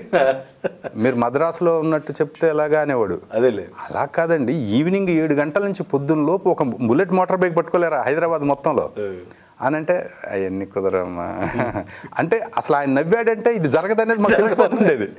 సర్లేమ్మా నువ్వు చెప్పు అంటుండేవాడు. జరగకపోతే జరగదని చెప్పండి సార్, దొరకకపోతే దొరకదని చెప్పండి సార్, మేము గురుగారికి చెప్తాము. ఇప్పుడు ఏదో ఒకటి ఆల్టర్నేటివ్ చూసుకోవాలి కదండి. అలా దొరకదని చెప్పేవాడు కదా. ఏంటి ఇత్తడి చెంబు ఇది హైదరాబాద్లో రేపు పొద్దునకే కావాలమ్మా, ఇది 7కే కావాలా? సర్లేమ్మా నెక్స్ట్ ఏం కావాలి చెప్పనేవాడు. ఏది వచ్చేది కాదు. అలాంటప్పుడు ఏంటంటే డైరెక్టర్ గారి దగ్గరికి వెళ్ళి, సార్ అది ఇప్పుడు రావట్లేదు సార్ అని చెప్పామనుకోండి, అంటే ఇది ప్రాక్టికల్ ప్రాబ్లం చెప్పామనుకోండి, ఆయన ఏమి టెన్షన్ పడేవారు కాదు. సరే ఒక పని చేద్దాం, వాడు ఆ కేసులో అలా చేయి పెట్టంగానే బయట డోర్ టమ్మని పడింది, దాని మీద ఢమాల్మని సౌండ్ వేసేద్దాం అని చెప్పి, అంటే ఆయన ఏదైతే అది ఫ్లెక్సిబుల్గా చేసేసేవారండి. ఓకే ఓకే, ఆ ఫ్లెక్సిబుల్గా ఇది ఉంది ఇది లేదనేది కాదు, ఉన్నదాన్ని బట్టి అలాగే ఆ ఇన్స్పిరేషన్ నేను నా సినిమాల్లో కూడా అలాగే ఏముంటే దాంతోనే షూటింగ్ ఇవన్నీ కూడా చేసేసేవాళ్ళం. ఆయన దగ్గర నుంచి అలవాటైన విధానమే అది. అంటే కొన్ని పర్టికులర్గా సినిమాకి కావాల్సినవి ఉంటాయండి, అవి లేకపోతే ఉండవు. కానీ మేము అసలు కాంప్రమైజ్ అవ్వము. అంటే సినిమానే కాంప్రమైజ్ అండి. కాంప్రమైజ్ కాకుండా సినిమా చేయటం అనేది సాధ్యం కాదు. అక్కడ ఉన్న పరిస్థితులను బట్టి వెళ్ళాల్సి వస్తుంది అనమాట. ఫస్ట్ సార్ మీరు ఆడుతూ పాడుతూ ఫస్ట్ మూవీ? అవునండి, శ్రీకాంత్ గారు. యాక్చువల్గా నాకు అంతకుముందు ఒక సినిమా శ్రీహరి గారితో సినిమా అండి. జయకృష్ణ గారు ప్రొడ్యూసర్, మన సీతారాములు ఆ సినిమాలన్నీ చేశారు, మన ఊరు పాండవులు చేసిన జయకృష్ణ గారు ప్రొడ్యూసర్గా ఒక సినిమా నాది స్టార్ట్ అయిందండి. అందులో మీనా హీరోయిన్, రఘువరన్ విలను, అలాగ పెద్ద కాస్టింగ్ తోటి శ్రీహరి గారితోటి సినిమా స్టార్ట్ అయింది. అది 14 రోజులు ఇంకా షూటింగ్ బ్యాలెన్స్ ఉందనగా ఆగిపోయింది. కొన్ని కారణాల వల్ల. అక్కడ ఉన్నది అందరూ మంచి మనుషులే, కానీ ఆ కొన్ని కారణాల వల్ల సినిమా ఆగిపోయింది. ఓకే. ఆ తరువాత నాకు వచ్చిన అవకాశం ఆడుతూ పాడుతూ, సివి రెడ్డి గారు ప్రొడ్యూసరు, శ్రీకాంత్ హీరో, అలా వచ్చిందనమాట. అది అలా యాక్చువల్గా నా ఫస్ట్ పిక్చర్గా అది బట్ అది అవ్వలేదు కాబట్టి ఇది ఫస్ట్ పిక్చర్ అయింది నాది. దానికి పోసాని కృష్ణమురళి రైటర్ అండి. దానికి నన్ను చాలా అద్భుతంగా ఎంకరేజ్ చేసేవాడు ఆ టైంలో. పోసాని కృష్ణమురళి చాలామందిని ఎంకరేజ్ చేసేవాడు. అలాగా నన్ను కూడా చాలా ఎంకరేజ్ చేశాడు ఆ టైంలో తను. అంటే ఒక సినిమా స్టార్ట్ అయ్యి ఒక 14 days బ్యాలెన్స్ షూట్ అయిపోతే ఇంకా సినిమా రిలీజ్ అవుద్ది అన్న టైంలో ఆగిపోతే కెరీర్ పరంగా అసలు ఇంకా ఆల్మోస్ట్ డిప్రెషన్లోకి చాలా మంది వెళ్తుంటారు. అవునండి, అవును. మీకు అలాంటిది ఏమి? అంటే నేను అసలు ఫస్ట్ డిప్రెషన్కి నేను చాలా ఎదురండి. నేను నాకు ముందు నుంచి కూడా నాకు డిప్రెషన్ అనేది నాకు అసలు అదంటే కోపం నాకు. ఎందుకు డిప్రెస్ అవ్వాలి? డిప్రెషన్ అనేది ఎప్పుడు వస్తుందంటేనండి, మనం ఇది చేయాలి, ఇదే చేయాలి, మనల్ని మనం ఒకటి ఊహించుకొని ఒక గోల్ ఊహించుకున్నాం అనుకోండి, అది రీచ్ అవ్వలేకపోతే బాధ కలుగుతుంది ఒకటి. తర్వాత మనం ఎవరితోనో పోటీ పెట్టుకున్నాం అనుకోండి, వాళ్ళలాగా మనం ఒకేసారి వచ్చాము, కానీ వాళ్ళలాగా మనం అవ్వలేకపోయాము అనుకున్నప్పుడు డిప్రెషన్ వస్తుంది. ఓకే. ఇవన్నీ ఏంటంటే అండి, నేను ఎప్పుడు దేనికైనా రెడీగా ఉంటానండి. అంటే పొజిషను, స్థాయి, అసలు వాటిని నేను అసలు పట్టించుకోను. అంటే నేను ఎలా ఉండేవాడిని అంటే, అప్పుడు సినిమా ఆగిపోయింది. మా నాన్నగారు ఉండేవారు అప్పుడు. మా నాన్నగారు చాలా బాధపడిపోయారు అసలు. అంటే నాకంటే ఆయన చాలా బాధపడిపోయి, అంటే ఏంట్రా ఇది, నీ తప్పేమి లేకుండా సినిమా ఆగిపోయింది, నువ్వు ఇంత ఆశ పెట్టుకుని అని నన్ను ఏదో ఆయన కన్సోల్ చేయడానికి బాధపడుతుంటే నేను చెప్పాను, అంటే జీవితం అయిపోయిందా, అసలు డైరెక్షన్ రాదు, చచ్చిపోతామా? చచ్చిపోం కదా, మనం ఇంకో పని చేస్తాం.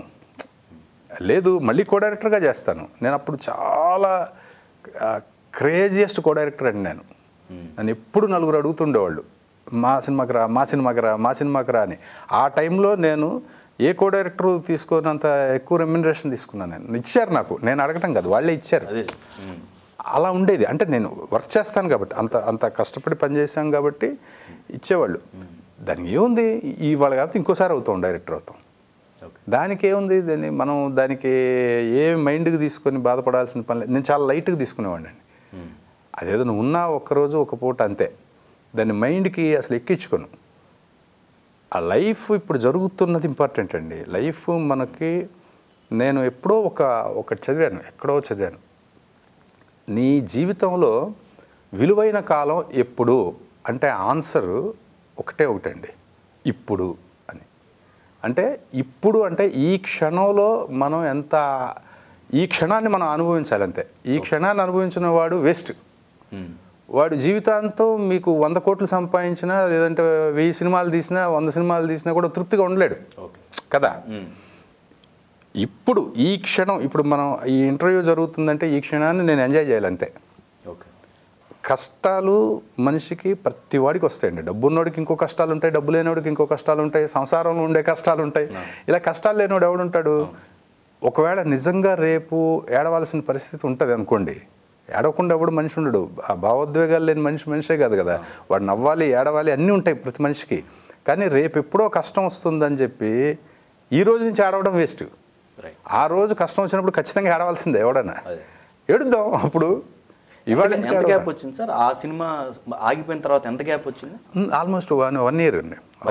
1 year అంటే ఒక 8 months 9 months అలా వచ్చింది. ఆ తర్వాత వాళ్ళే చూడండి, అంటే మనం ఎప్పుడు ఏం చేసినా అది మన చుట్టూ వర్క్ చేస్తుంటుందండి. ఆ సినిమాకి నేను పనిచేసిన, ఆ సినిమా ఫినిష్ అవ్వకపోయినా కూడా ఆ పిక్చర్కి నేను పనిచేసిన విధానం కానీ అది వెళ్ళిపోయింది. అలా వెళ్ళిపోయి ఆయన నన్ను ఇంటికి వచ్చి తీసుకొని వెళ్ళి నాకు సినిమా ఇచ్చారు, సివి రెడ్డి గారని. అప్పుడు బాగా హీరో శ్రీకాంత్ గురించి చెప్పుకోవాలండి. తను హీరో అవ్వకముందు నుంచి కూడా నాకు బాగా తెలుసు. అంటే మా సినిమాలో క్యారెక్టర్ ఆర్టిస్ట్గా కూడా చేసినప్పటి నుంచి తెలుసు అనమాట, ఫ్రెండ్స్. అప్పుడు అతని గొప్పతనం ఏంటంటే అండి, ఆ సీజన్లో వరుస ఫ్లాపులు అండి. 7-8 సినిమాలు ఫ్లాపుల్లో ఉన్నాడు అప్పుడు.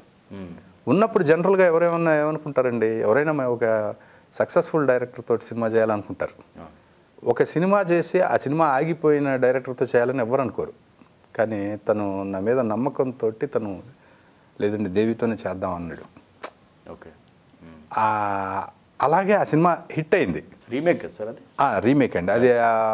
అదేంటంటే మలయాళం సినిమా అండి. అయితే ఏంటంటే అందులో ఒక 40% చేంజ్ చేసామండి. అది యాస్టీజ్ రీమేక్ చేస్తే సినిమా ఆడేది కాదు. అంటే ఇక్కడ అది టోటల్ టైమింగ్ వేరే ఉంటుంది. అది ఒక్కొక్క సీనే అందులో 400 అడుగులు ఉంటుంది, 300 అడుగులు అలా ఉండే సీన్లు ఉన్నాయి అందులో. అండ్ ఇంకోటి సార్, ఇప్పుడు మీరు ఫస్ట్ డైరెక్షన్ అయిపోయిన తర్వాత ఆడుతూ పాడుతూ సక్సెస్ అయింది. అవునండి. తర్వాత 1 year గ్యాప్ తర్వాత ఈ లీలా మహల్ సెంటర్, అవును, అది మంచి హిట్ అయింది. అవునండి. కానీ దాని తర్వాత పాండు ఫ్లాప్ అయింది. కానీ గ్యాప్ వచ్చింది, 1 year 2 years గ్యాప్ వచ్చింది. అది హిట్ అయిన తర్వాత కూడా. అవునండి. అంటే ఆ గ్యాప్ రావడానికి కారణం ఏంటి? అంటే బేసిక్గా నేనేనండి కారణం. అసలు ఏం లేదు, నేనే. ఎందుకంటే ఒక్క సినిమానే కాదు సార్, అన్నిటికీ గ్యాప్ హిట్ అయిన తర్వాత గ్యాప్ రావడం ఒక ఎత్తు అయితే, పాండు గ్యాప్ తర్వాత అంటే గ్యాప్ వచ్చిందంటే అది అంటే బేసిక్గా ఏంటంటే అండి, నాకున్న పెద్ద మైనస్ ఏంటంటే, నేను ఎవరిని ఇంతవరకు నాకు సినిమా ఇవ్వండి అని అడగలేదండి. ఈ రోజు వరకు కూడా నేను అడగలేదు. అందరితోటి పిఆర్ మెయింటైన్ చేయడం అవన్నీ నాకు లేదు. అది మైనస్, అది కంప్లీట్ మైనస్ అనమాట నాకు. నేను నా సక్సెస్ వచ్చిన తర్వాత కూడా ఆ సక్సెస్ని దాన్ని ఏదో హైప్ చేసుకోవటాలో లేదంటే ఇలాంటివి కూడా నాకు తెలియదు. First point. ఓకే. అసలు సినిమా రిలీజ్ రోజు నేను థియేటర్కి కూడా వెళ్ళను. నా సినిమా రిలీజ్ అయింది, సినిమా హిట్, ఫోన్లు వస్తుంటాయి, ఫోన్ చేస్తుంటారు తెలిసిన వాళ్ళు, బాగుంది, అదే బ్రహ్మాండంగా ఉందని చేస్తుంటారు. అది కూడా మైండ్కి తీసుకోను. ఓకే బాగుంది చేసిన పని, బాగాలేదు ఫ్లాప్ అయింది, అది కూడా పెద్ద మైండ్కి తీసుకోనండి. అంటే ఇట్లా నాది ఒక టైప్ అండి. అంటే ఆ చిప్పే డిఫరెంట్ చిప్ నాది. ఓకే. అందుకని నేనే కారణం అండి. నేను తక్కువ సినిమాలు చేయడానికి కానీ, గ్యాప్తో సినిమాలు చేయడానికి కానీ ఇండస్ట్రీది 1% కూడా తప్పులేదు. కంప్లీట్గా నాదే. ఎందుకంటే మీకు ఇంకొక విషయం చెప్తా. నేను మా గురువు గారి దగ్గర జాయిన్ అయిన 2 సంవత్సరాలు అయిపోయిన తర్వాత 3వ సంవత్సరంలోనే నాకు తెలిసిపోయింది నేను ఈ సినిమా ఇండస్ట్రీకి 1% కూడా పనికిరాను అనేది నాకు తెలిసిపోయింది. ఎలా అంటే ఇప్పుడు ఇక్కడ కావాల్సింది చాలా లక్షణాలు ఉన్నాయండి. టాలెంట్ ఒకటే, మీకు ఒకటే, ఆ సినిమా మీద పిచ్చి ప్యాషన్ ఒకటే కాదు. అంటే మీకు అందరితో కలుపుకొలుతనంగా ఉండటం, దూసుకుపోయే మనస్తత్వం, ఇవన్నీ మీరు అవకాశాలకి ఎదురెళ్ళి అవకాశాలను సంపాదించుకోగలగడం, ఇవన్నీ ఉన్నాయి. ఇందులో ఏ లక్షణం లేదు నాకు. ఏ లక్షణం లేదు. ఇచ్చిన పనిని బాగా చేయడం ఒకటే తెలుసు. ఇచ్చిన పనిని సిన్సియర్గా చేస్తాను, కష్టపడి చేస్తాను. అలా చేసినా 1-2 సినిమాలు ఫ్లాప్ అయినాయిగా, కానీ చేస్తాను, ఖచ్చితంగా సిన్సియర్గా చేస్తాను. నాకు తెలిసింది అప్పుడే ఈ చుట్టుపక్కల ఉన్న వాళ్ళకున్న లక్షణాలు ఏవి నా దగ్గర లేవు. సినిమా ఫీల్డ్లో నేను పైకి వస్తానా రానా అనేది నాకు అనిపించిందండి. అనిపించి మళ్ళీ ఆలోచించాను. నేను నాకు విపరీతమైన సినిమా పిచ్చి. నాకు ఈ లక్షణాలన్నీ లేవు, కానీ నాకు విపరీతమైన పిచ్చి, ప్రేమ బాగా ముదిరితే దాన్ని పిచ్చి అంటారు కదండి. నాకు చిన్నప్పటి నుంచి నాకు ఇష్టం అంటే సినిమానే. సినిమా చూడడమే నాకు అద్భుతమైన ఆనందాల్లో అద్భుతమైన ఆనందం ఏదంటే చిన్న వయసులో కూడా నాకు సినిమా చూడటమే. మా ఫాదర్ సండే సినిమాకి పంపించేవారండి. ప్రతి సండే అంటే 4 ఆదివారాలు సినిమాలు చూసేవాళ్ళం. ఈ ఆదివారం అయిపోయిన సోమవారం ఉదయం నుంచి కూడా మళ్ళీ శనివారం ఎప్పుడైపోద్దని ఎదురు చూడటం మా పని. అంత పిచ్చి నాకు. అటువంటిది నాకేమనిపించిందంటే అప్పుడు లేదు, ఏమైనా సరే నా సినిమా పిచ్చి అయినా నాకు అన్నం పెడుతుంది అనుకున్నాను. నేను గొప్ప స్థాయికి రాకపోవచ్చు, ఎందుకంటే నాకు ఈ లక్షణాలన్నీ లేవు కాబట్టి. నేను అలా దూసుకెళ్ళే మెంటాలిటీ లేదు, లేకపోతే ఇవి లేవు, ఇవన్నీ లేదు. ఈ ప్రతి చిన్న ఆహా సూపర్ సార్ అనే అవన్నీ నాకు తెలియదండి. నాకు రాదది. ఒకవేళ నేను చేద్దామని ప్రయత్నం చేసినా కూడా ఇది వీడు యాక్ట్ చేస్తున్నాడని తెలిసిపోద్ది. అందుకని నేను ఏదన్నా ప్రశంసించాలనుకోండి, నాకు నిజంగా నచ్చితే నేను హార్ట్ఫుల్గా నేను చెప్తా, సూపర్ అని చెప్తా. అయితే అది ఖచ్చితంగా నేను ఫీల్ అయ్యి ఉండాలి. ఫీల్ అవ్వకపోతే మీరు ఎంత పెద్ద పొజిషన్లో ఉన్నా సరే సూపర్ అని అన్నా అసలు నేను అనలేను. అనాలని ఉంటుంది. అందరు అంటున్నారు కదా, నేను కూడా ఒక మాట అంటే ఏమైపోతుందిలే అని మనసులోకి వస్తుంది, కానీ అనలేను. ఇలాంటి ఒక విచిత్రమైనటువంటి క్వాలిటీస్ అన్నీ ఉన్న వ్యక్తిని నేను. కాబట్టి నేనున్న స్థాయికి పూర్తిగా అది ఈ స్థాయిలోనే ఉండటానికి కారణం నేనే, ఈ స్థాయిలోనైనా ఉండటానికి కారణం నేనే. మరి ఇలా ఉంటే హీరోల దగ్గర, ప్రొడ్యూసర్ దగ్గర కూడా కొంచెం కష్టమే కదండి. కష్టం, డెఫినెట్గా కష్టం. అదే చెప్తున్నాను కదండి, అందుకే కదా వెనకరా కష్టం. ఇంకొకటి ఉంటుందండి, నేను ఒక విచిత్రమైన సిచ్యువేషన్ కూడా ఫేస్ చేశాను సక్సెస్లో ఉన్నప్పుడు. చూడండి, సక్సెస్ సినిమాలు తీసిన తర్వాత ఒక ప్రొడ్యూసరు నాకు అడ్వాన్స్ ఇచ్చారు. ఒక హీరో దగ్గరికి కథ చెప్పడానికి పంపించారు. ఆ హీరో అప్పుడు మంచి ఫామ్లో ఉన్న హీరో. ఆ హీరో దగ్గరికి వెళ్ళాను నేను. ఆ హీరో కథ చెప్పాను. కథ చెప్పగానే అతనికి నచ్చేసింది. వెంటనే అతను ఏమన్నాడంటే, ఇది మనం చేస్తున్నాం, ఇమ్మీడియట్గా మనం చేస్తున్నాం అన్నాడు ఆ హీరో వెంటనే. అప్పుడు మంచి బిజినెస్ ఉంది ఆ హీరోకి. నేను సక్సెస్ తర్వాత అదే. కానీ మనం ఆ ప్రొడ్యూసర్కి చేయట్లేదు, నువ్వు మనసులో పెట్టుకో. మనం ఆ ప్రొడ్యూసరే నన్ను పంపించాడు ఆయన దగ్గరికి.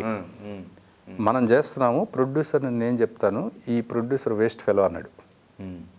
ఆల్రెడీ ఆయన సినిమా చేశాడు. వద్దొద్దు, నేను చెప్తాను, ఇదే కథ చేద్దాము, మనం సినిమా చేస్తాం, ఒక 15 రోజులు ఓపిక పట్టు అన్నాడండి ఆయన. సరే సార్ నేను అంటే మరి ఎలాగండి ఇప్పుడు మరి ఆయనకి ఏం చెప్పాలి అన్నా నేను. ఏమీ చెప్పక్కర్లేదు, నువ్వేమీ చెప్పకు, నేను చూసుకుంటాను అన్నాడు. ఇప్పుడు ఆ ప్రొడ్యూసర్ ఏం చేస్తాడంటే నన్ను అడుగుతారు కదా, ఏంటి హీరో ఏమన్నాడు అంటే అది చేద్దాం అంటున్నాడు అండి అంటాం అన్నాను నేను. ఆయనకి ఫోన్ చేస్తున్నాడు, ఎవరికి? ఆ ప్రొడ్యూసర్ ఆ హీరోకి ఫోన్ చేస్తున్నాడు.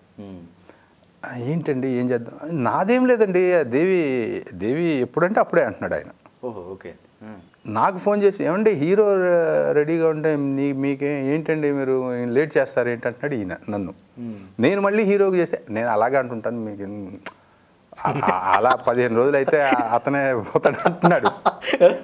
ఇది ఈ డబల్ ప్లేలు ఇవేమో నాకు అసలు చేత కాదండి, నా వల్ల కాదు అసలు.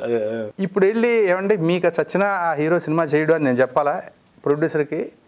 ఎలా చెప్పాలి? కలిసినప్పుడు అద్భుతంగా మాట్లాడుకుంటున్నారు వాటేసుకుని. ఓకే. ఇప్పుడు మధ్యలో నేను బ్లేమ్ అయిపోతున్నానండి. అదేలేండి. నాకు ఆ ప్రొడ్యూసర్ అడ్వాన్స్ ఇచ్చాడు. ఓకే. ఇప్పుడు మీకు ఇది అవ్వదండి అని ఎలా చెప్పాలి నేను? ఓకే. ఆ తర్వాత ఇండైరెక్ట్గా అతనికి అర్థమయ్యేలాగా చెప్పానండి. చెప్పి ఇంకా అంటే నేను తర్వాత ఆయనకి చెప్పాను, సార్ నేను ఇది మేనేజ్ చేయలేనండి, బేసిక్గా ఇలాంటివన్నీ నేను మేనేజ్ చేయలేను, నేను ఓపెన్గా ఉంటాను. నేను ఇంతవరకు నేను చేసిన 6 సినిమాలు 7 సినిమాల్లో కూడా ఎప్పుడు నా ప్రొడ్యూసర్కి నేను ఒక్క అబద్ధం చెప్పలేదండి. ఎవరినైనా అడగచ్చు మీరు, సింగిల్ అబద్ధం నేను చెప్పలే. ఓకే. మేనేజ్ చేయడం కూడా కొన్ని చెప్పాల్సి వస్తుంది కదా, అది కూడా నేను చెప్పలే. ఒక్క హీరోకి కూడా అబద్ధం చెప్పలేదు నేను అబద్ధం చెప్పలే అసలు. ఒక్కొక్కసారి ఏమంటారంటే అండి, హీరో ఒక బడ్జెట్ అంటాడు, ఈ బడ్జెట్లో సినిమా చేయాలని అంటే ప్రొడ్యూసర్ ఏమంటాడు, చేస్తున్నామని చెప్పండి సార్ కానీ మన బడ్జెట్ ఇంత అంటాడు. నేను చెప్పను సార్ అది. అలా పోయిన సినిమాలు నాకు ఉన్నాయండి. అలా నేను సినిమాలు చేయలే. కొన్ని సినిమాలు ఏంటి, ఈయన హీరో నాకు ఇంత బడ్జెట్లో సినిమా కావాలంటాడు, ప్రొడ్యూసరు ఏం చేస్తాడంటే ఓకే అని చెప్పండి మనం మాత్రం చేసేది ఇంత బడ్జెట్ అంటాడు. సార్ నేను అబద్ధం చెప్పాను సార్, నా వల్ల కాదు, నేను మేనేజ్ చేయలేను. ఫస్ట్ పాయింట్ ఆ క్వాలిటీ లేదు, అంటే నాకు ఆ టాలెంట్ లేదు.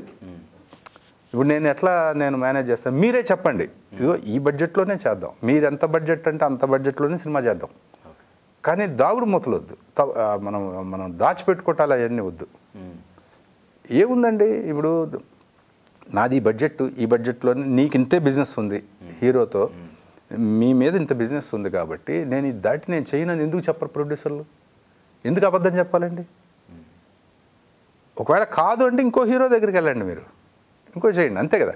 కానీ ఇప్పుడు నీతోనేమో నేను 10 కోట్లలో సినిమా చేస్తానని చెప్పి మనం 7 కోట్లేనండి, మిగతా 4 కోట్లు మనం మడతేసాం అంతే, మీరు ఏం చెప్పొద్దు అంటే నేను ప్రతిదాన్ని కాంప్రమైజ్ అయిపోతూ ఉంటానుగా ఇక్కడ. ఎందుకంటే ఆ లొకేషన్ 50,000 అంటే 20,000 లొకేషన్ చూస్తుంటాను నేను. హీరోలకు ఎలా ఉంటుందంటే ఎందుకు ఇతను తగ్గిపోతున్నాడు, ఇతనే మళ్ళీ ఇదే నిర్మాత హీరో దగ్గరే ఉంటాడు తెలుసా, ఏమోనండి మేము ఆ 50,000 లొకేషన్ మేము ఓకే అన్నాం, డైరెక్టర్ మరి ఎందుకు సెలెక్ట్ చేసుకున్నాడో 10,000 ఆ పిచ్చి లొకేషన్ ఎందుకు సెలెక్ట్ చేసుకున్నాడో అంటాడు. ఈ డబల్ ప్లేలు ఇవన్నీ ఉంటాయండి. ముఖ్యంగా డైరెక్షన్ డిపార్ట్మెంట్ మెయిన్ డైరెక్టర్స్కే ఇలాంటివి చాలా అంటే అసలు డైరెక్టర్కి కావాల్సిన మొదటి క్వాలిటీయే సహనం అండి. అతనికి ఇచ్చే డబ్బు అతను రాసే అద్భుతమైన కథకో లేకపోతే అతను చేసే డైరెక్షన్ అద్భుతమైన దర్శకత్వ విలువలకో కాదు. 75% ఏంటంటే ఇవి మేనేజ్ చేయడానికే డబ్బు, రెమ్యునరేషన్ ఇవి మేనేజ్ చేయడానికే, మిగతా 25% మాత్రమే డైరెక్షన్కి అని నేను అనుకుంటాను సరదాగా. సో అయితే అక్కడ ఏమైందండి ఆ ప్రొడ్యూసర్ది మధ్యలో ఆగారు, ఫైనల్గా ఏమైంది అది? ఇంకా అది ఏదో అయిందిలేండి. ఇంకా ఇద్దరు కలిసారా? ప్రాజెక్ట్ ఓకే అయిందా? లేదు చేయలేదు, నాకు తెలుసు కదండి, అబద్ధం తెలుసు కదా అది. ఆ ప్రొడ్యూసర్ అన్న మీతో జర్నీ చేశారా? చేశారు. అంటే ఇవన్నీ ఏంటంటే అండి అంటే కాదు, కొంతమంది అన్ని మేనేజ్ చేస్తారండి. అది కూడా ఇప్పుడు ఒక క్వాలిటీ. ఇప్పుడు ఇలాంటి 10 మందితో డీల్ చేయాల్సినటువంటి ఇండస్ట్రీలో ఉన్నప్పుడు అవన్నీ డీల్ చేయగలిగిన వాడు పైకి వస్తాడు, పెద్ద రేంజ్లోకి ఉంటాడు. అవి కాదు అని అవి తప్పడానికి లేదండి, అది ఇక్కడ అవసరం కదా. నీకు అవన్నీ చేతగానప్పుడు ఎందుకున్నావయ్యా ఇక్కడ? ఉండకూడదు కదా. నీకు ఊరికే నీకు కథ రాయటం తెలుసు, లేదంటే నీకు డైలాగ్ రాయటం తెలుసు, డైరెక్షన్ తెలుసు అంటే కుదరదు ఇక్కడ. అవి తెలిస్తే అసలు తెలియనప్పుడు నువ్వేం చేస్తావు ఇక్కడ? ఓకే ఓకే, మేనేజ్మెంట్ ఎక్కువ ఉండాలి. అంటే అది అవసరం అండి, ఇక్కడ కాదు, అది 100% అది తప్పు కానే కాదు, అది అవసరం ఇక్కడ. అది ఇంపార్టెంట్ క్వాలిటీ. ఇప్పుడు నిన్న ఎక్కడో ఫేస్బుక్లో మన రైటర్ సత్యానంద్ గారు ఒకటి అద్భుతమైన 2 లైన్లు అద్భుతంగా పెట్టారు. ఒక రైటర్గా కానీ డైరెక్టర్గా కానీ రాణించాలంటే 2 క్వాలిటీస్ ఉండాలి. నీకు కథ రాయడం తెలియాలి, అది నువ్వు కాపీ కొట్టి రాస్తావు, సొంతగా రాస్తావు, ఎలాగైనా ఒక కథ రాయడం, మంచి కథ రాయడం తెలియాలి. రెండోది ఎలాగైనా అవతల వాడిని పడేసి ఒప్పించడం తెలియాలి. నీకు మొదటి క్వాలిటీ ఎంతున్నా రెండో క్వాలిటీ లేకపోతే నువ్వు వేస్ట్, పక్కెళ్ళిపోను. ఓకే, ఫేస్బుక్లో అద్భుతంగా పెట్టారు, ఆయన సీనియర్ రైటర్ కదా. అంటే దాన్ని మెటీరియలైజ్ చేసుకోగలిగే సత్తానే ఇక్కడ ఇదండి. మీకు ఎంత క్వాలిటీ ఉంది, ఎంత పొటెన్షియాలిటీ ఉంది అనేది కాదు. అవి మరి అది బేసిక్గా కూడా కొంత నేచర్లో వస్తుంది, కొంత నేర్చుకునేది ఉంటుంది, కొంత ఇవి ఉంటాయి, అన్నీ ఉంటాయిగా. దర్శకత్వ శాఖలో ఒక 20 సంవత్సరాల పైన చేస్తున్నారు.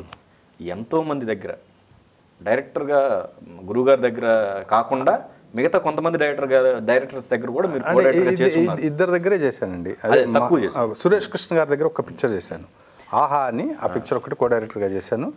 నెక్స్ట్ మా ప్రతాప్ గారు, అంటే మేమందరం కలిసి పనిచేసాం, అందుకని. కానీ ఎంతో చూసుంటారు జీవితంలో.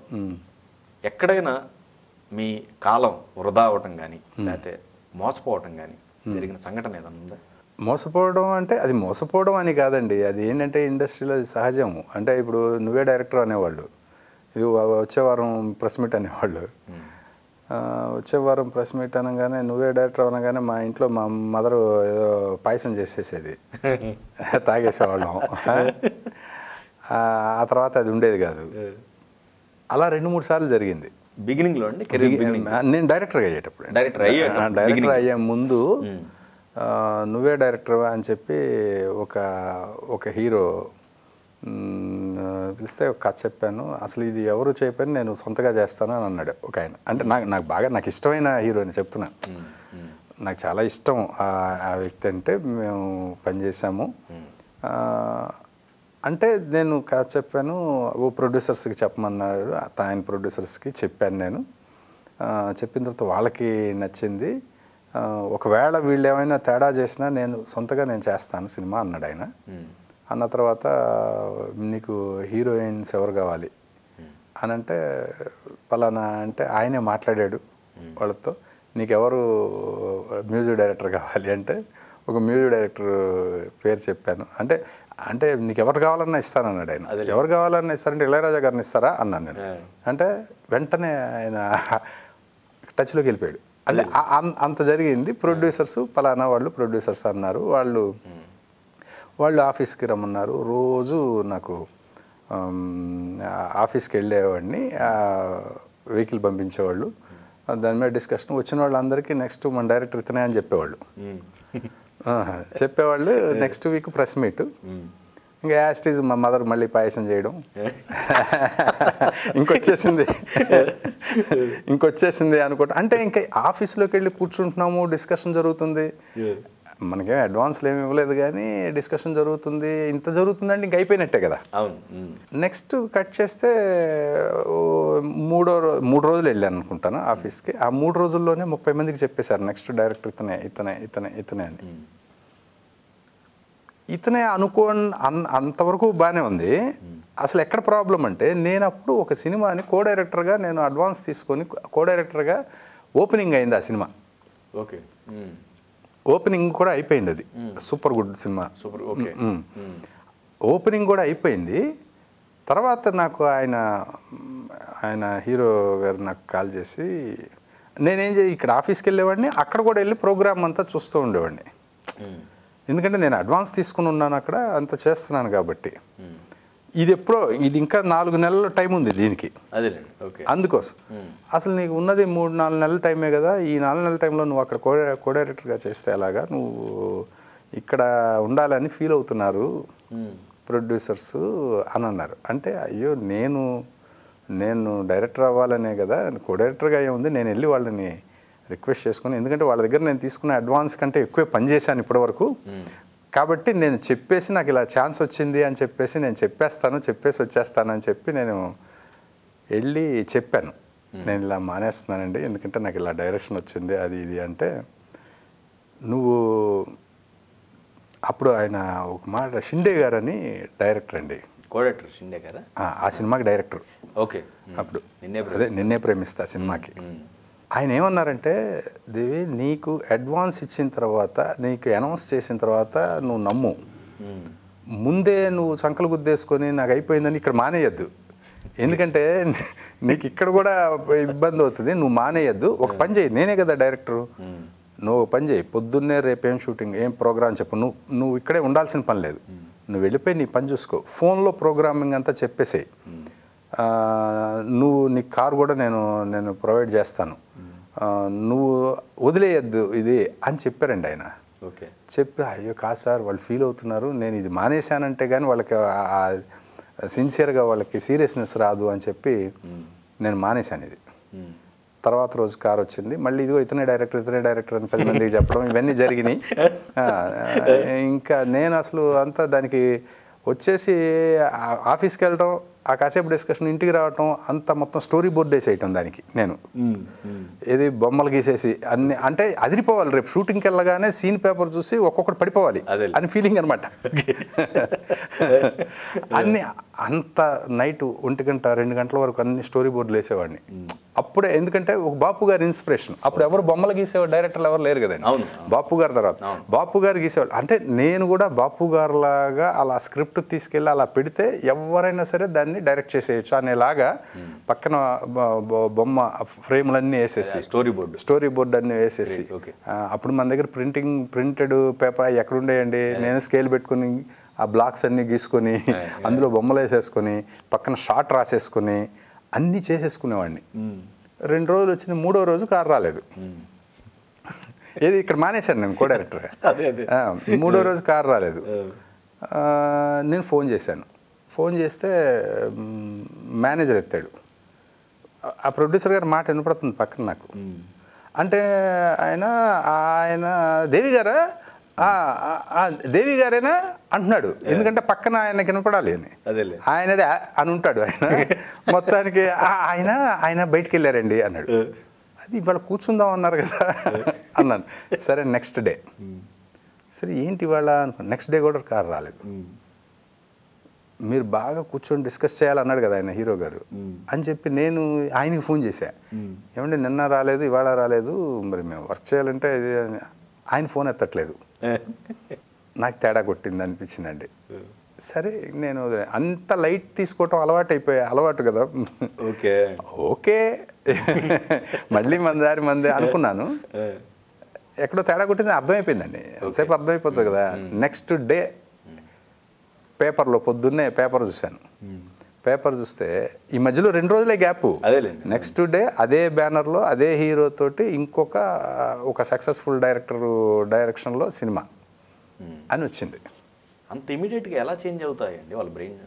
అంటే సక్సెస్ఫుల్ అంటే వ్యాపారం కదండి, అది తప్పు అనడానికి కూడా లేదు. మనం కథ మారుతుంది కదా, అప్పుడు అది వేరే కదా. ఆ డైరెక్టర్ ఇప్పుడు ముందు సక్సెస్ ఇచ్చిన డైరెక్టర్ ఉన్నాడు అండి, ఇప్పుడు మొన్న సక్సెస్ఫుల్ డైరెక్టర్ ఉన్నాడు, అతనే మీకు ఎప్పుడు తీపిగా అంటే అతను సక్సెస్ ఇచ్చాడు కాబట్టి మీకు బిజినెస్ బాగుంటుంది, అన్నీ బాగుంటాయి, అతను చెప్పిన ఏ కథ అయినా నచ్చుతుంది, ఇవన్నీ ఉంటాయి కదా జనరల్గా. అంటే ఆ సిస్టమే అంత అండి. ఇదేంటంటే ఇది వ్యక్తుల్ని ఎవరిని బ్లేమ్ చేయటం కాదు, వ్యక్తులందరూ మంచివాళ్లే, నో డౌట్ అందులో. ఇప్పుడు నేనైనా మీరైనా డబ్బు పెట్టి సినిమా తీసేటప్పుడు, ఇప్పుడు మీరు కొత్త డైరెక్టర్ అండి, మీకు నేను మీతో సినిమా చేయాలనుకుంటాను, నాకు లాభం ఏంటి, మీకు ఇచ్చే రెమ్యూనరేషన్ ఇవ్వక్కర్లా, మీరు నాకు ఫ్రీగా పనిచేస్తారు, అన్నం పెడితే పనిచేస్తారు, లేదంటే కొద్దిగా రెమ్యూనరేషన్ ఇస్తే పనిచేస్తారు.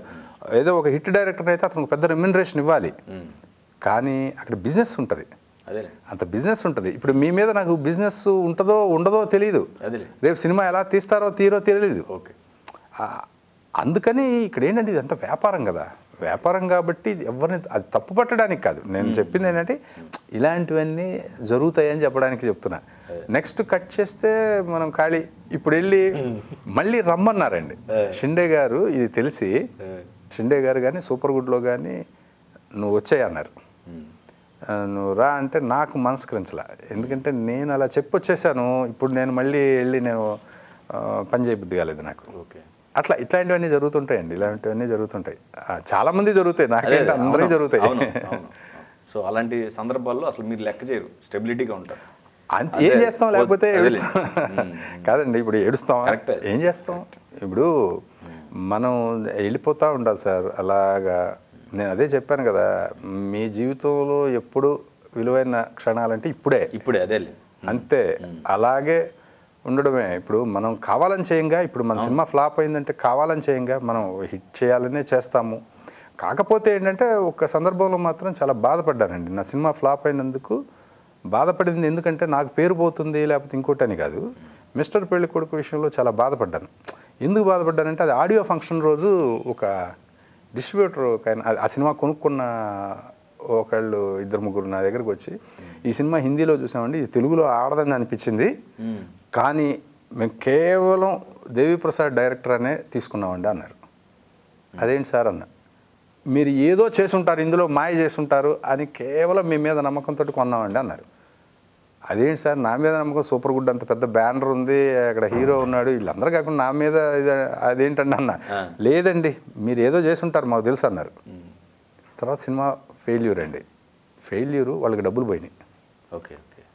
అప్పుడు మాత్రం సిన్సియర్గా నా వల్ల అంటే కేవలం నన్ను దృష్టిలో పెట్టుకునే సినిమా ఆకుంటే వాళ్ళకి డబ్బు పోతే అది పెయిన్ కదండి. అది అంటే సినిమా బాగుంటుంది అనుకుంటే ఓకే, సినిమా అనుకుంటే ఓకే, అక్కడ మాత్రం నాకు అనిపించిందండి. నాకేంటంటే తర్వాత వాళ్ళే ఒక ఫంక్షన్లో కనిపించారు నాకు, కనిపించి కూడా కొంచెం పోయిందండి డబ్బు, బాగానే పోయిందని ఏదో చెప్పారు. నాకు ఆ రోజు అయితే బాధ అనిపించి ఎందుకు వచ్చామరా డైరెక్షన్ దీనిలోకి, ఎందుకు వచ్చామరా అసలు అంటే వాళ్ళు అప్పులు చేసి పెట్టి ఉండొచ్చు దానికి డబ్బు, వాళ్ళ ఫ్యామిలీ అంతా దానివల్ల తర్వాత చాలా ఇబ్బంది పడి ఉండొచ్చు. అది ఒక్కటే అనిపించింది. కానీ నాకు పేరు పోయింది ఎందుకంటే నేను మళ్ళీ ఏం చేయడానికైనా రెడీ, నాకేమో నేనే పెద్ద అవేం ఉండవండి, నాకు అవేం ఉండవు. అలాగే ఆ సినిమా అప్పుడు ఒక పెద్ద హీరో తోటి సినిమా ఓకే అయింది, నాకు అడ్వాన్స్ కూడా ఇచ్చారు, ఓకే అయిపోయింది. ఆ రిలీజ్ ముందు 4 రోజుల ముందు కూడా కలిసాము, చాలా మాటలు జరిగినాయి, పలానప్పుడు సినిమా అనేది అంతా అయిపోయింది, అన్నీ జరిగిపోయినాయి. సినిమా ఫెయిల్యూర్ అనగానే వదిలేశారు మనల్ని ఇంకా కంప్లీట్గా. ఆ పెద్ద సినిమా ఉంది అని చెప్పి నేను 4 సినిమాలు వదిలేశాను, 3 సినిమాలు వదిలేశాను నేను ఆ టైంలో. ఎందుకంటే దాని మీదే కాన్సన్ట్రేట్ చేసి అది చేయాలి, మనం బాగా చేయాలి అని. 3 సినిమాలు ఏంటంటే మీరు చేయండి తర్వాత చేయండి అన్నా కూడా లేదు సార్ ఇది కమిట్ అయి ఉన్నాను సార్ నెక్స్ట్ చేస్తానని చెప్పి అవి పోయినాయి. తర్వాత వీళ్ళు వదిలేశారు. అంటే ఇలాంటివన్నీ సహజం అంటున్నాను, ఇదేమి సరే నేను వెంటనే లైట్కి తీసుకున్నాను అంతే. ఇప్పుడు మనం ఏం చేస్తామండి దానికి, ఇప్పుడు మనం ఆ పరిస్థితుల్లో ఉన్నా కూడా, ఆ ప్రొడ్యూసర్స్ సిచ్యువేషన్లో ఉన్నా, ఆ హీరో సిచ్యువేషన్లో ఉన్నా కూడా మనం కూడా అంతే చేయాల్సిన పరిస్థితి ఇక్కడ. ఇప్పుడు నేను సరదాగా చెప్తానండి ఊరికే, ఎప్పుడైనా ఇంట్లో ఇప్పుడు మనం సినిమా చేసి చాలా రోజులైంది, మనకి ఎలాగా ఫైనాన్షియల్గా అది ఇవన్నీ వస్తాయి కదా, ఇప్పటివరకు అయితే హ్యాపీగా బాగానే ఉంది, నో ప్రాబ్లం. ఒకవేళ అలా వచ్చిందనుకో, ఎన్టీఆర్ పార్క్ ఉంది, ఎన్టీఆర్ పార్క్లో వెళ్తూ ఉంటే మిమ్మల్ని కూర్చోబెట్టి బొమ్మలు గీస్తారు, చూసారా మీరు అక్కడ? మన బిఎఫ్ఏ స్టూడెంట్స్ వాళ్ళంతా చూస్తారు, 200 అలా తీసుకుంటారు, 300 అంతా తీసుకుంటారు కదా. నేను వెళ్ళినప్పుడు మా పిల్లల్ని కూడా కూర్చోబెట్టి నేను వాళ్ళ బొమ్మలు గీయించాను. ఓకే. మా పిల్లలు ఏమన్నారంటే, ఇంతకంటే నువ్వే బాగా గీస్తావు కదా నాన్న, వీళ్ళతో గీయించావు ఏంటంటే, కాదురా వాళ్ళు చదువుకుంటున్నారు, వాళ్ళు వచ్చి అక్కడ కూర్చొని అంతసేపు వాళ్ళు బొమ్మలు గీస్తున్నారంటే వాళ్ళకి మర్యాద ఇవ్వాలి మనం, అందుకని నాన్న అని చెప్పా. వాళ్ళు దీనికంటే నువ్వే బాగా గీస్తావు కదా. నేను డెఫినెట్గా ఆ రోజు మా పిల్లల బొమ్మలు గీసిన వాళ్ళకంటే నేను డెఫినెట్గా బాగా గీస్తాను. ఓకే. నేను కూర్చోబెట్టి నేను గీయగలను. వెళ్ళి రోజులో ఈవినింగ్ ఒక 7 గంటలకు వెళ్ళి, అంటే ఈ పరిస్థితి వస్తుందని కాదు చెప్తున్నా నేను, ఏంటంటే నేను అంత లైట్గా తీసుకుంటానని చెప్పడానికి. ఈవినింగ్ 6 గంటలకు వెళ్ళి నేను ఒక 10 మంది 20 మంది బొమ్మలు గీసాను అనుకోండి, బతకడానికి ఎంత కావాలి, ఎలా కావాలి అనేది చెప్తున్నా. అంటే నేనేంటంటే మనకి ఎప్పుడు డిప్రెషన్ వస్తుందంటేనండి, మనం ఇలాగే బతకాలి అనుకున్నప్పుడు డిప్రెషన్ వస్తుంది, పక్కన వాళ్ళతో పోల్చుకున్నప్పుడు డిప్రెషన్ వస్తుంది. ఓకే. పక్కన వాళ్ళతో ఎప్పుడు పోల్చుకోకూడదండి, అది ఒక పెద్ద డిసీజ్. అది డిసీజ్. మనం పైకి రావాలనుకోవాలి, మనం పైకి వస్తాం అనుకోవాలి తప్ప మనం సాధించాలనుకోవాలి. కానీ ఎంతప్పటికీ మీరు ఎవరితో పోల్చుకుంటారు? ఒకరితో పోల్చుకుంటారు, ఆ స్థాయికి వస్తారు, ఇంకొకడు ఉంటాడు పైనవాడు, ఇంకొకడు ఉంటాడు, వాడితో పోల్చుకుంటారు, వాడి కంటే ఇంకా పైన ఉంటాడు ఇంకొకడు. ఎవరితో ఎంత పోల్చుకుంటారు? ఇప్పుడు అదే నీది నాది ఒకే కథలో నాకు నచ్చిన పాయింట్ అదే. ఇందులో నేను చేసిన క్యారెక్టర్ ఏదైతే ఉందో ఆ క్యారెక్టర్ కంప్లీట్గా కాంట్రాస్ట్. ఓకే. నేను విడిగా నా క్యారెక్టర్ ఏంటో దానికి కంప్లీట్ కాంట్రాస్ట్ క్యారెక్టర్ చేశాను నేను సినిమాలో. కరెక్ట్. ఇప్పుడు మీ ఆలోచనలకను దానికి చాలా అసలు సంబంధం ఉండదు ఆ కంప్లీట్గా. అందులో వాడు హీరో ఏం చెప్తాడో నా ఆలోచన విధానం అది. నేను ఫస్ట్ కథ విన్నప్పుడే చెప్పా, నా ఆలోచన విధానం కూడా అలాగే ఉంటుందండి. ఏ వృత్తి చేసుకునేవాడైనా ఏ పని చేసుకునేవాడైనా సరే అందులో దాన్ని గనక ఆనందాన్ని అనుభవిస్తే వాడి లైఫ్ సక్సెస్ఫుల్ లైఫ్ కింద లెక్క. ఆ చేసే పని అది ఎంత చిన్న పని అయినా సరే వాడు దానిలో గనక ఆనందాన్ని అనుభవిస్తే, వాడు అందులో ఒక నట్టు ఊడిపోయిందండి, మెకానిక్ ఉన్నాడు అనుకోండి, ఆ నట్టు బిగించడం ఎవరికి రావట్లేదు, వాడు వచ్చాడు కష్టపడి అటు ఇటు చేసి వచ్చేసి నట్టు బిగించాడు, అదే ఆనందం. ఇంకంతకంటే ఆనందం ఏంటి?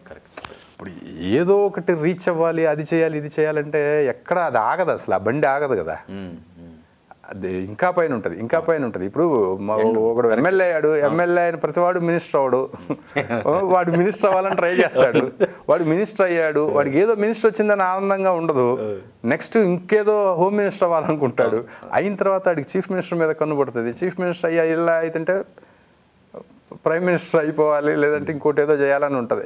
అంటే దీనికి అంతు లేదు కదా. అందుకని హ్యాపీనెస్ మించింది ఇంకోటి లేదండి. దానికి కంప్లీట్గా డబ్బుతోటి ముడిపెట్టుకోవటం, హోదాతోటి ముడిపెట్టుకోవటం అనేది అవసరం లేదు. ఇంకోటి ఏంటంటే మీ కొడుకు క్యారెక్టర్ మీది. అవునండి, అంతే. నాకు అదే చెప్పాను నేను ఫస్ట్ డైరెక్టర్తో కూడా అదే చెప్పాను. ఆ చెప్పినప్పుడే అసలు నా ఐడియాలజీ ఇలా ఉంటుంది, ఇది కాదు అసలు. ఇంకొకటి ఏంటంటే అండి, వాడు ఎప్పుడు బిగుసుకుని ఉంటాడు సినిమాలో. నా క్యారెక్టర్ ఎప్పుడు కోపంగా కళ్ళెర్ర అలా ఉంటుంది కదా, వాడిని తిట్టి చిరాగ్గా ఉంటాడు. నేను అసలు ఎప్పుడు చిరాగ్గా ఉంటాం ఎవరు దాదాపు చాలా తక్కువ మంది చూసుంటారేమో ఎప్పుడన్నా ఒకసారి. ఎందుకంటే నేను ఎప్పుడు జోవియల్గా ఉంటాను, సరదాగా ఉంటాను, అలాగే ఉంటాను నేను. అదేమో కంప్లీట్ కాంట్రాస్ట్ క్యారెక్టర్. మీది ఎట్లా అరేంజ్డ్ మ్యారేజా లవ్ మ్యారేజా? అరేంజ్డ్ మ్యారేజ్ అండి. Arranged marriage. మాదంతా ఒక టైప్ మ్యారేజ్. అంటే టైప్ మ్యారేజ్ అంటే వేరే కాదు, 5 నిమిషాలు పెళ్ళే నాది. 5 నిమిషాలేనండి. నా పెళ్ళికి ఖర్చు ఏం లేదు. నేను పెళ్ళిళ్ళకి ఖర్చు పెట్టడం అనే దానికి నేను చాలా వ్యతిరేకం అండి, ఎంత డబ్బు ఉన్నా సరే. ఓకే. ఆ పెట్టే ఖర్చుతో మీరు 100 మంచి పనులు చేయొచ్చు. మీ దగ్గర ఎన్ని కోట్లు ఉన్నా సరే పెళ్ళి అనేది 2 వ్యక్తులకు సంబంధించిన విషయం. ఆ 2 వ్యక్తులు హ్యాపీగా ఉండటం అనేదే కావాలి లైఫ్లో.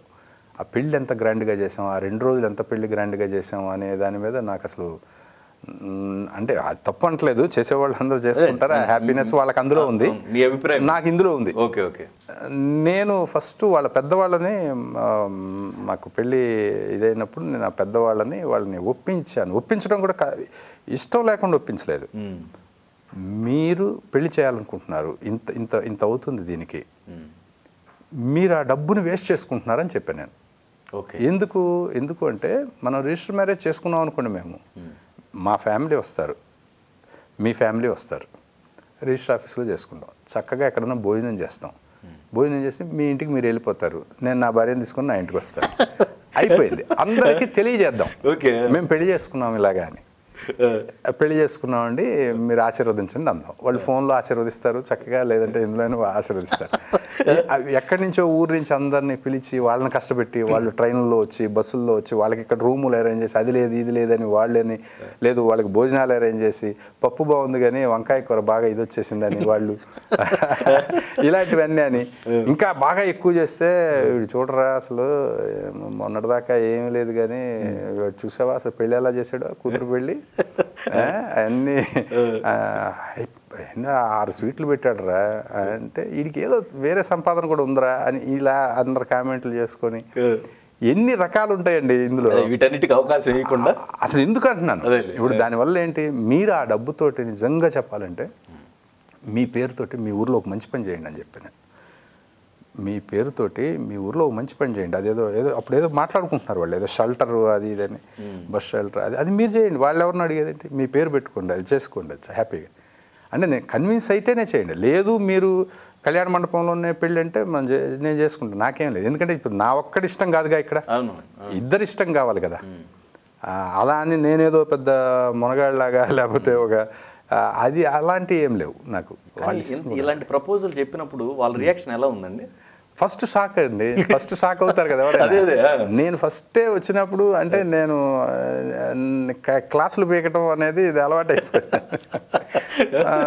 అంతా ఇదండి, ఇది పలానా, అక్కడైతే కళ్యాణ మండపం ఇంత, ఇక్కడైతే కళ్యాణ మండపం ఇంత అని మాట్లాడుతున్నారు వాళ్ళు, మిస్సెస్ వాళ్ళ తాతగారు. ఓకే. నేను అన్నాను, మీతో ఒక అరగంట గంట మాట్లాడచ్చా అన్న. మాట్లాడు బాబు అన్నారు. పక్క తీసుకొచ్చి కూర్చోబెట్టి నేను రూపాయి కూడా కట్నం తీసుకోలేదండి. 1 రూపీ కట్నం అసలు నేను ముందే చిన్నప్పుడే నేను ఫిక్స్డ్, నేను తీసుకోకూడదు. ఇప్పుడు మీరు ఎందుకు ఖర్చు పెట్టుకుంటున్నారు చెప్పండి అది అని అడిగా. అంత డబ్బు ఎందుకు ఖర్చు పెడతారు? ఎందుకంటే చూపించుకోవడానికి. అంటే మీరు ఇంత బాగా పెళ్లి చేశారని చెప్పి మీ ఊర్లో జనాలకు ఎవరికో చూపించడానికే ఇది. అదే అంతకు తప్ప నెక్స్ట్ వీళ్ళకి ఏమన్నా ఈ భార్యాభర్తలకు ఏమన్నా ఉపయోగపడుతుంది? అది వాళ్ళు మీరు అంత గ్రాండ్గా చేశారు, వాళ్ళిద్దరు అన్యోన్యంగా ఉండడానికో దేనికో ఫ్యామిలీ లీడ్ చేయడానికి ఉపయోగపడుతుంది? అది ఆ ఖర్చు అంతా ఉపయోగపడదు కదా అని నేను చెప్పాను వాళ్ళకి. చెప్పిందంతా చెప్పాను. చెప్పేటప్పుడు వాళ్ళు కన్విన్స్ అయిపోయాడండి ఆయన. కన్విన్స్ అయిపోయి అలాగే బాబు అన్నారు. చక్కగా వెళ్దాం, హ్యాపీగా రిజిస్టర్ మ్యారేజ్ చేసుకుని మా ఇంటికి వద్దాం, మా ఇంట్లో భోజనం చేద్దాం, లేదా మీ ఇంటికి ఇక్కడ వాళ్ళ రిలేటివ్స్ ఉన్నారు హైదరాబాద్, వెళ్దాం అక్కడ భోజనం చేద్దాం, ఎవరికి వాళ్ళు చక్కగా మీ ఊరు మీరు వెళ్ళిపోండి, మా ఇంటికి మేము వచ్చేస్తామని చెప్పా. అంటే మరి ఎలా బాబు అందరినీ పిలవకపోతే చాలా బాగోదు కదా అన్నారు. బాగుంటాం అనేది మనల్ని బట్టి ఉంటుంది. ఇప్పుడు ఎంతసేపటికి సొసైటీ కోసమే మనం వాళ్ళు అలా అనుకుంటారు వీళ్ళు ఎలా అనుకుంటారనే 70% చేసేది అన్నీ అవేనండి. మనం 75% జనం కోసమే బతుకుతుంటాం, మన కోసం కాకుండా. నేను చెప్పాను అవన్నీ, చెప్తే కన్విన్స్ అయ్యారు. అలాగే అయితే గుళ్ళో తాళికట్టు బాబు అన్నారు. సరే అలాగే ఓకే బ్రహ్మాండం, ఏముంది మీకు అది ఇష్టం అంటే సరే ఏముంది. అక్కడి నుంచి వెళ్ళి చేస్తా ఉన్నాం. తర్వాత అప్పుడు జయకృష్ణ గారు నాతో సినిమా అని అనుకున్నారండి. మన ఊరు పండుగ జయకృష్ణ గారు ఉన్నారు పెద్ద ఆయన. ఆయనతో చెప్పాను ఇలా, ఓ బ్రహ్మాండం అసలు ఎప్పుడు అది ఇది అని అన్నారు. అంటే పెళ్ళి ఎప్పుడు అనుకుంటున్నారు? అది ఏం లేదండి ఎల్లుండేనండి అన్న. ముందు చెప్పా. ఎల్లుండి పెళ్ళా? అదేంటి ఇవేమి చెప్పలేదు నాకు అన్నారు. అది అంటే ఏముందండి ఇది ఏమన్నా చారిత్రక సంఘటన కాదు కదా, మేమిద్దరం పెళ్లి చేసుకుంటున్నాము, దానికి పెద్ద అంత ఇంపార్టెన్స్ ఏం లేదండి, మీ పనులన్నీ మానుకొని అంత అవసరం లేదన్న. ఇదేంటయా అలా చెప్తున్నావు నువ్వు అని చెప్పి, ఎక్కడ పెళ్ళి ఏంటి అని అడిగారు జయకృష్ణ గారు. అడిగితే నేను పెళ్ళి కూడా ఏంటంటే 10:30కి మ్యారేజ్ అండి దిల్సుఖ్ నగర్ టెంపుల్లో. మ్యారేజ్ అయిపోగానే చక్కగా చాయ్ బిస్కెట్లు ఉన్నవాళ్ళం, కాఫీ టీ ఏదో అక్కడ తాగేసి బయలుదేరిపోదాం అని అనుకున్నాం అనమాట. ఓకే. 10:30కి పెళ్ళి అంటే 10 o'clock వెళ్దాము, 10:30కి ఏదో మాంగళ్యం తంతునాన్ని అంటారు, పెళ్ళి అయిపోద్ది, మనం బిస్కెట్లు తినేసి చాయ్ తాగేసి బయలుదేరిపోదాం అనేది ప్రోగ్రాం. ఆయన అసలు అదేంటయ్యా అసలు, అంటే నువ్వు వచ్చిన వాళ్ళకి భోజనాలు అవి పెట్టవా పెళ్ళి కన్నా? అసలు ఎవరన్నా పిలిస్తే కదా సార్, ఎవరు పెద్ద మా ఫ్యామిలీ కదా, మేము ఇంటికి వచ్చి తినేస్తాం అన్న. ఆయన అలా ఏంటి అసలు నా డైరెక్టర్ పెళ్ళి అలా టట్ అన్నాడు ఆయన అని ఉండు అని చెప్పి ఆయన మాట్లాడారండి. అంటే మీరు ఎవరిని పెళ్ళికి పిలవరా అసలు? పెళ్ళికి పిలిస్తే వచ్చిన వాళ్ళకి భోజనాలు సరే, నువ్వు అన్నట్టు వేరే ఊర్ల నుంచి ఎవరిని ఇబ్బంది పెట్టద్దు, ఇక్కడ మీ ఫ్రెండ్స్ ఉండరా, ఇప్పుడు మేము రావద్దా పెళ్ళికి? ఇప్పుడు శ్రీహరితో సినిమా, శ్రీహరి రావద్దా, మేము రావద్దా, మీ గురువుగారు కోడి రామకృష్ణ గారు మీ గురువుగారు రావద్దా అంటే ఇబ్బంది పెట్టడం ఎందుకని సార్ అందరినీ, ఊరుకో నువ్వు అని చెప్పి వాళ్ళతో మాట్లాడి, ఏమంటే మీరు భోజనాలు నేను పెడతాను ఇక్కడ భోజనాలు అది అంటే, మేము పెట్టడం కాదండి అతను వద్దంటున్నాడు, మేము భోజనాలు పెట్టలేక కాదు అని అంటే, సరేలేండి అని ఇంకా సరేలేండి పిలుస్తాను అని చెప్పి గురుగారి దగ్గరికి వెళ్ళి, సార్ నా పెళ్ళి సార్ అన్నాను. వాళ్ళు కార్డ్స్ ప్రింట్ చేయించారు వాళ్ళు, నేను కార్డ్స్ గీట్స్ ఏం లేవండి పెళ్ళికి, కార్డ్స్ గీట్స్ ఏం ప్రింట్ చేయించలేదు నేను. సార్ పెళ్ళి ఫిక్స్ అయింది సార్. Very good. ఏంటి ఎప్పుడు అంటే రేపే సార్ అన్నాను. రేపా ఏంటి ఏమన్నా లవ్ మ్యారేజ్ అలాగా? ఏం కాదు సార్, అరేంజ్ మ్యారేజ్ సార్. ఏం లేదు సార్, 5 minutes మ్యారేజ్ సార్, మీరు వస్తే హ్యాపీగా ఉంటుంది సార్, బట్ వర్క్ ఉంటే అది అన్నాను. అదేంటే పెళ్ళికి అన్నారు. తర్వాత వచ్చారు. శ్రీహరిది షూటింగ్ జరుగుతూ ఉంది, వెళ్ళాను. భయ్యా రేపు మ్యారేజ్ అన్న. షాకు. మీ షూటింగ్ అవన్నీ ఇబ్బంది పెట్టుకొని కాదు, మీరు వస్తే హ్యాపీ సరదాగా, బట్ ఇక్కడ ఈ ప్రాబ్లమ్స్ ఉంటే అంత ఇంపార్టెంట్, అంత చారిత్రక సంఘటన ఏం కాదన్నా. మళ్ళీ అక్కడ నువ్వు గమ్మత్తుగా పిలుస్తున్నావా పెళ్ళికి అన్నారు. తర్వాత అందరు వచ్చారండి. ఇక్కడున్న ఫ్రెండ్స్ వరకు మాత్రమే పిలిచాను. ఓకే. ఊరికే ఫోన్ చేసి మీకు ఇబ్బంది లేకపోతే రెండనే చెప్పాను. తర్వాత సురేష్ కృష్ణ గారు, నేను ఒక్క సినిమా ఆయన దగ్గర పనిచేశాను, ఆహా సినిమా. అప్పుడు ఆయన నువ్వు పెళ్లి చేసుకోవయ్యా, పెళ్లి చేసుకో అని చెప్పేవారు. అది గుర్తొచ్చి ఆయనకి కాల్ చేశాను. ఓకే.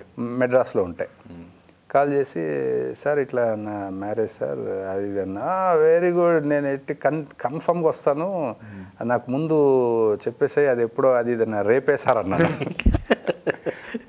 రేపు పెళ్ళి అయితే ఇప్పుడు చెప్తున్నావా అన్నాడు. అసలు ఇప్పుడు కూడా చెప్పకూడదు అనుకున్నాను సార్ ఎవరికి, బట్ అందరూ చెప్పమంటే చెప్తున్నాను సార్ అంటే, అరే ఇప్పుడు నాకు ఆ షూటింగ్ ఉంది, అది లేకపోతే వచ్చేసేవాడిని, మార్నింగ్ ఫ్లైట్ కూడా ఏ టైంకి అనేది నేను కనుక్కుంటాను, ఒకవేళ ఏదన్నా ఫైట్ పెట్టేసి నేను వచ్చేసి మళ్ళీ మధ్యాహ్నం జాయిన్ అవడానికి అని నేనంటే చాలా ఇష్టం ఆయన. ఓకే. ట్రై చేస్తాను అది ఇది అని ఉంటే, అసలు అంత ఇబ్బంది పడద్దు సార్, అసలు ఇది అంత ఇది ఇంపార్టెంట్ ఏముంది సార్ అది అని చెప్పాను. ఓకే. అట్లా అయిపోయింది అనమాట. పిల్లలు ఎంతమంది సార్? 2 అబ్బాయిలు నాకు. పెద్ద బాబు 10th, చిన్న ఎగ్జామ్స్ రాస్తున్నాడు వాడు 10th, చిన్నవాడు 6th. సో మరి ఇప్పుడు వాళ్ళు పెద్దోళ్ళు అయిన తర్వాత సేమ్ ఈ 5 minutes కాన్సెప్ట్ అప్లై చేస్తారా? నాకు ఇష్టం అదే కదా. మరి వాళ్ళు ఏంటండి ఇదని చెప్పి అసలు వాళ్ళకి ఫుల్ అండి ఇప్పుడే చెప్పేశాను, ఎప్పుడో వాళ్ళకి ఇప్పుడే చెప్పేశాను. 5 minutes కాన్సెప్ట్ 5 minutes కూడా అక్కర్లేదండి. ఎందుకు 5 minutes? అది రిజిస్టర్ ఆఫీస్లో సంతకం పెట్టడానికి ఏముంది? అదే అసలు వాళ్ళకి ఎప్పుడో చెప్పేశానండి. నో క్యాస్ట్లు, నో ఇది డబ్బు వేస్ట్ చేసుకోవడాలు, ఏమి కులాలు మతాలు ఏం లేదు.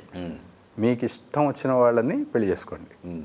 అంటే మీకు సెట్ అవ్వాలి అంతే. మీకు సెట్ అయిందా లేదా అనేది చూసుకోవడంలో, చూజ్ చేసుకోవడంలో, ఆ ఎంచుకోవడంలో ఒక ఇది ఉండాలి. ఓకే. అంతేగాని ఇంకా వేరే ఏం లేవు. గిట్నాలు లేదంటే అలాంటివి అసలు సమస్య లేదు. అసలు లేదండి, ఆ చాప్టర్ లేదు మా ఇంట్లో అసలు. సో ఇదేదో బాగుంది సార్, 5 minutes కాన్సెప్ట్. అంతే 5 minutes. అప్పుడు చాలామంది వచ్చారండి మా ఫ్రెండ్స్ కూడా, అక్కడ టెంపుల్లో వచ్చారు. వస్తే అందరం కూర్చున్నాము సరదాగా. కరెక్ట్ 10:30కి మ్యారేజ్ అంటే 10 o'clock వెళ్ళాం. 10 o'clock వెళ్ళడం అప్పటికే కొంతమంది ఫ్రెండ్స్ వచ్చున్నారు.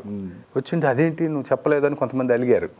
చెప్పేది ఏముందిరా, ఇది ఏంటిది పెద్ద ఇదే అనుకున్నావు, ఇదేమన్నా చారిత్రాత్మక సంఘటన, ఇదేమన్నా చరిత్రను మలుపు తిప్పే సంఘటన కాదు కదా. సరే వచ్చి సరదాగా మాట్లాడుకుంటున్నాం. ఈ లోపు టైం అయింది అన్న, రెడీ షార్ట్ రెడీ అని పిలిచినట్టు అందరం పిలిచాం. అక్కడి నుంచి ఆయన ఏదో మాంగళ్యం తంతునాని అన్నాడు, తాలిగట్టాము, అయిపోయింది. ఈ లోపు అందరూ వచ్చి ఇంకా అక్కడ అయిపోయిన తర్వాత ఏంటంటే గురువుగారు కానీ వీళ్ళందరూ, శ్రీహరి గారు వీళ్ళందరూ కూడా చాలాసేపు ఉన్నారు. ఒక హాఫ్ డే వరకు ఉన్నారు. అంటే మధ్యాహ్నం 1 గంట వరకు ఉన్నారు అందరూ. ఇంకా వాళ్ళు మాట్లాడుకునే లోపల ఈ లోపు మేము ఏం చేసామంటే వెళ్ళిపోయి అక్కడ రిజిస్టర్ ఆఫీస్లో సంతకం పెట్టేసి వచ్చాము. అందరం కలిసి సరదాగా భోజనాలు చేసేసాం. టాటా బై బై అనుకున్నా ఎవరి ఇళ్ళకి వాళ్ళు వెళ్ళిపోయాం. ఇప్పుడు ఇలాంటి వ్యక్తిత్వం, ఇలాంటి ఆలోచన ఉన్న మిమ్మల్ని అర్థం చేసుకోవడానికి ఎంత టైం పట్టింది? ఎవరికి? మీ మిసెస్కి. తనకి నేను ముందే చెప్పాను కదండి. ఓకే. ఇంకొకటి ఏంటంటే ఒకటండి, ఎప్పుడు ఒక మనిషి ఆలోచనలు ఇంకో మనిషి మీద రుద్దకూడదు. తన ఆలోచనలు వేరే ఉండొచ్చు, నా ఆలోచనలు వేరే ఉండొచ్చు. నేనేం చెప్పానంటే ఇద్దరికీ సమ్మతం అవ్వాలి కదా. నేను ఇది అనుకుంటున్నాను, ఈ వేస్టేజ్ ఇవన్నీ కూడా దేనికి, అది ఎందుకు ఉపయోగపడుతుంది? అది ఇప్పుడు మన పెళ్ళికి వచ్చేవాళ్ళు ఎవరు? భోజనానికి లేని వాళ్ళు ఒక్కళ్ళు రారు కదా. ఎంతో కొంత వాళ్ళు భోజనం చేయగలిగే వాళ్ళు వస్తారు కదండి. ఇప్పుడు ఇవంతా ఈ ఆర్భాటం వల్ల వచ్చే ఉపయోగం ఏంటి? లేదు. ఒకవేళ నీకు తలంబ్రాలు పోసుకోవాలి, అవి పోసుకోవాలి, ఈ పోసుకోవాలి, అలా ట్రెడిషనల్గా నీకు ఏమైనా ఇంట్రెస్ట్ ఉందా చెప్పు, నేను రెడీయే అని చెప్పాను. బట్ అదంతా ఎందుకు అనేది నాకు క్లారిటీ లేదు. ఇవన్నీ కాదు, అవసరం లేదనేది నా ఫీలింగు. అని చెప్పి నేను చెప్పి అతను కన్విన్స్ అయిన తర్వాతే ఇదే. అంటే నాట్ ఓన్లీ ఇదనే కాదు, అంటే ప్రతి ఆలోచనలు ఇలాంటి డిఫరెంట్గా ఉన్నప్పుడు ఆలోచనలు అవి కొంచెం సెట్ అవ్వు కానీ కొన్ని ఇంకా అయిపోతుంది కదండి, ఇంకా సెట్ చేసుకుంటాం కదా, సెట్ చేసుకోవటమే అంతే కదా. అయితే కొన్ని ఇలాంటివి ఏంటంటే అండి, కొన్ని మనం ఎన్ని అనుకున్నా కూడా ఆడవాళ్ళకి కొన్ని కోరికలు ఉంటాయి. అవి కొంచెం డెఫినెట్గా కొంచెం మరి ఇంకా కొన్ని మనం కూడా అలా చేస్తుంటే బాగుంటుంది ఇలా అని కూడా అనుకోవచ్చు, చెప్పలేము. అవి కూడా ఉంటాయి, చిన్న చిన్న అసంతృప్తులు లేకుండా ఏ ఫ్యామిలీలో ఉండవు కదండి.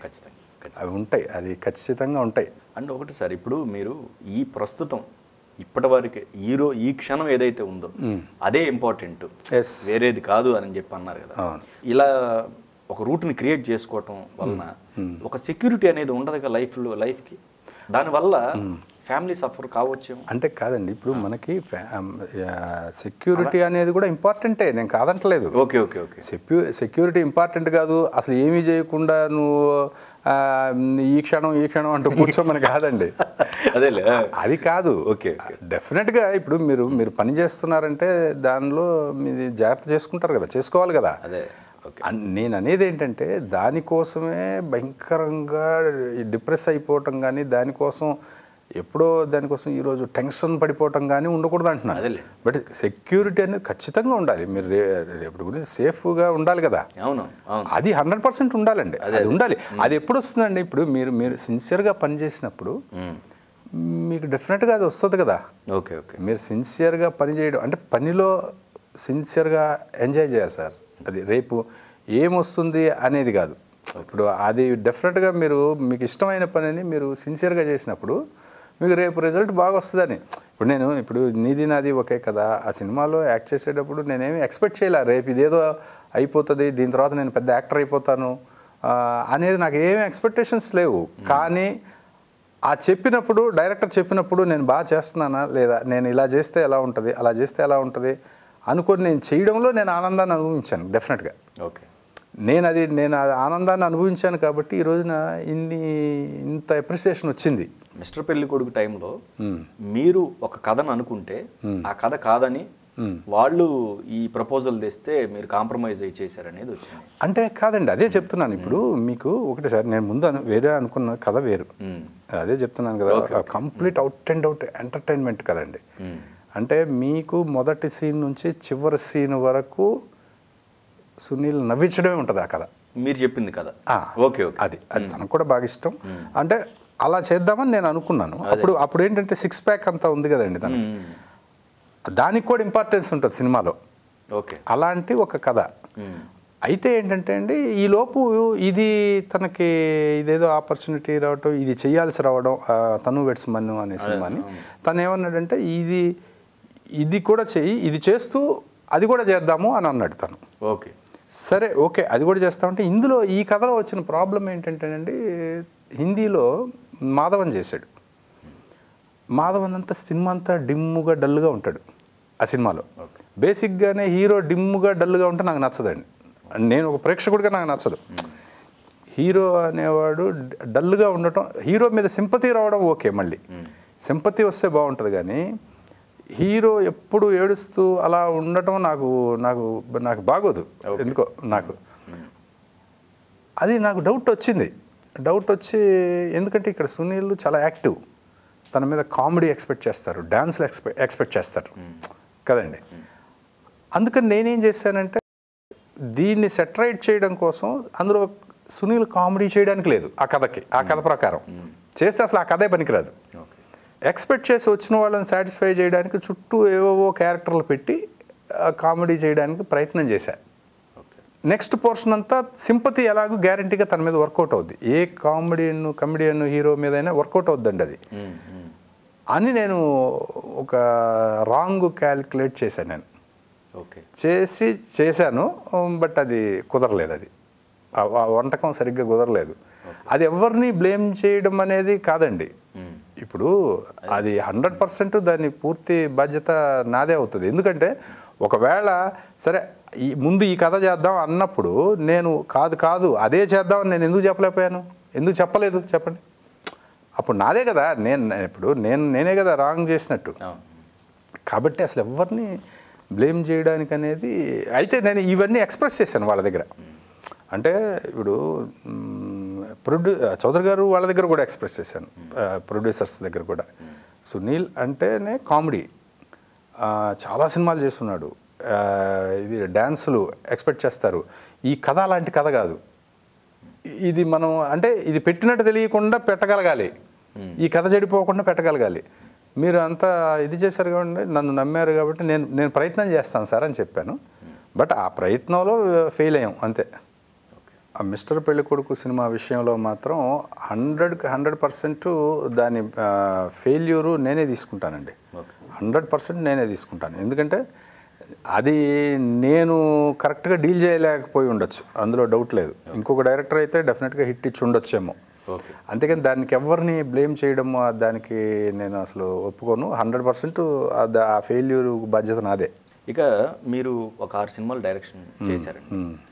ఈ మధ్యకాలంలో మీరు వినే ఉంటారు, తెలుగు అమ్మాయిలకి ఎవరికైతే ఉన్నారు హీరోయిన్స్ ముఖ్యంగా, వీళ్ళకి ఇక్కడున్న ప్రొడ్యూసర్స్ కానీ డైరెక్టర్స్ కానీ అవకాశాలు ఇవ్వట్లేదు అని చెప్పేసి వాళ్ళు మీడియా ముందుకు వచ్చి మాట్లాడటం జరుగుతుంది. సో మీరు తీసిన సినిమాల్లో కూడా మేజర్గా చూసుకుంటే బయట వాళ్ళే ఉన్నారు. ఎందుకు ప్రయారిటీ ఇవ్వలేకపోతున్నారు? అంటే ఒక చిన్న సింపుల్ లాజిక్ అండి, సింపుల్ లాజిక్. అటు సైడ్ నుంచి ఆలోచించండి, ఇంకొక సైడ్ నుంచి. అసలు ఏ ప్రొడ్యూసర్ అయినా, ఏ డైరెక్టర్ అయినా ఎక్కడికో వెళ్ళి అక్కడ డబ్బు ఖర్చు పెట్టి అసలు భాష రాని అమ్మాయిని ఇక్కడికి తీసుకొచ్చి వాళ్ళని స్టార్ హోటల్స్లో పెట్టి వాళ్ళకి డబ్బు ఇచ్చి, వాళ్ళకి భాష రాకపోతే వాళ్ళకి ప్రాంప్టింగ్లు ఇచ్చి దానిలో కొంత క్వాలిటీని కోల్పోయి ఇవన్నీ అసలు ఎందుకు చేయాలనుకుంటారండి? అసలు సింపుల్, నేను అడుగుతున్న క్వశ్చన్. ఇక్కడ ఒక తెలుగు అమ్మాయి ఉన్నారనుకోండి, ఒక తెలుగు అమ్మాయిలు మనకి ఆ స్థాయిలో ఉన్న అమ్మాయిలు మనకి ఇక్కడే ఉన్నారు, వాళ్ళు అవకాశాల కోసం ట్రై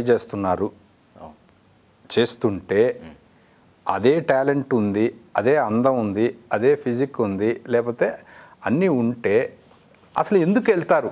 నేను ఎదురు క్వశ్చన్ వేస్తున్నాను. ఎందుకు వెళ్తారు? ఎవరైనా డబ్బు ఖర్చు పెట్టుకోవడం ఎవరికైనా సరదాగా ఉంటుందా? టైం ఖర్చు పెట్టుకోవడం సరదాగా ఉంటుందా?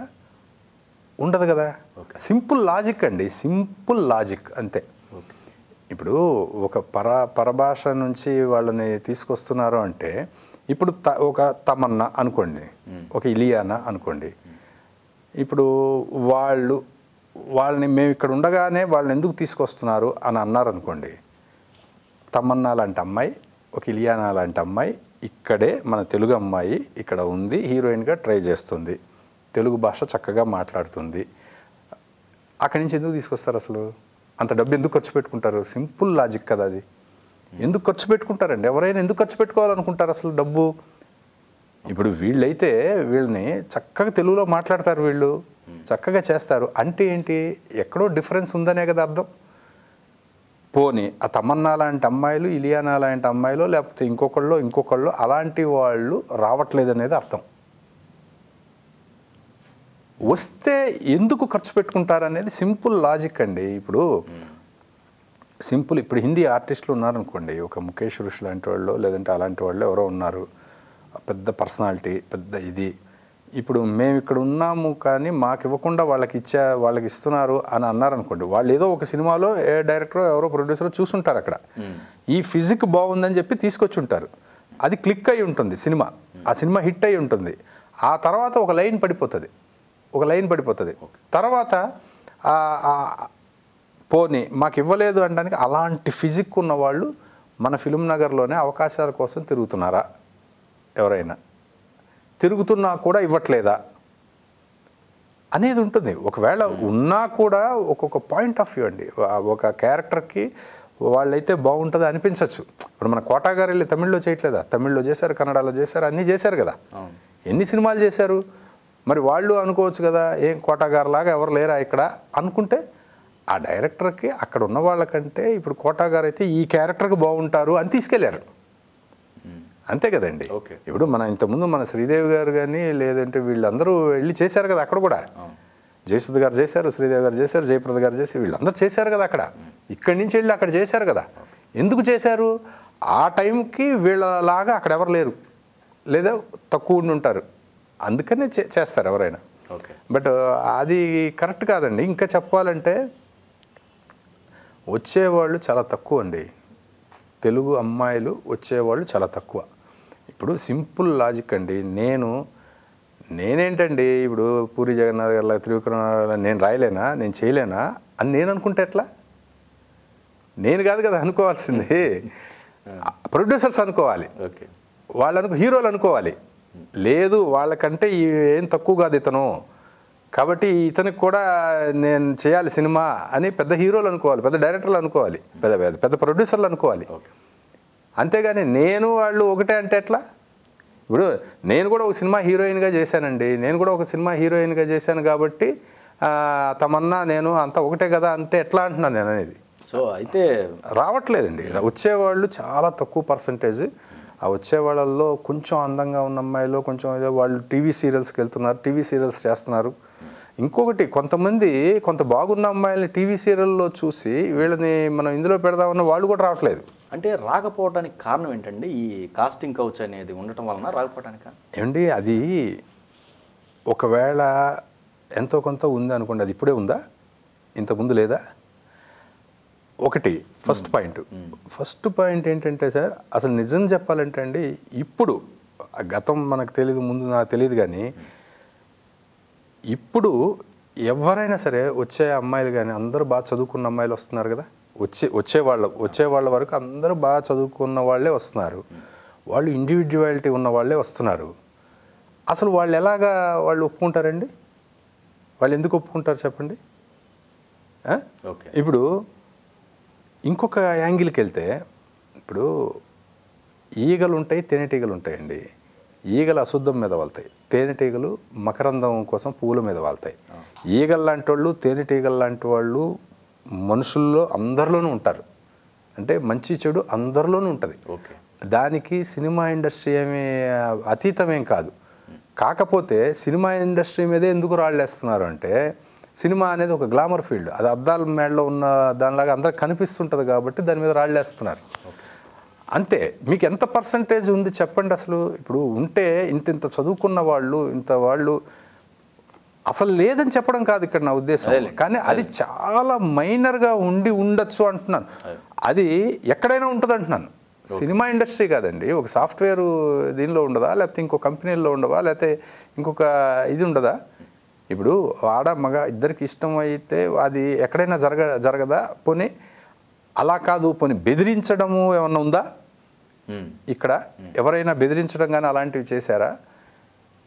అసలు ఫస్ట్ పాయింట్ అంత గనక ఇప్పుడు వీళ్ళు ఛానల్స్లో చెప్పే అంత గనక ఉంటేనండి, అసలు ఎప్పుడో కోడే కూసి సినిమా ఇండస్ట్రీ ఎత్తేసేవాళ్ళు, సినిమాల మీద దాడి చేసేవాళ్ళు జనం, ప్రజలు కదా. అయితే ఇంత ఉన్నదాన్ని ఇంత చేసేసి, హడావుడి చేసేసి, గోలగోల చేసేసి అంత అవసరం లేదండి, అంత సీన్ లేదు అసలు. మీకు ఇంకొక విషయం ఏంటంటే అండి, అది చూసే వాళ్ళకి కూడా తెలుస్తుందండి. మీరు ఎవరైతే అవి చూస్తున్నారో తెలుస్తుంది.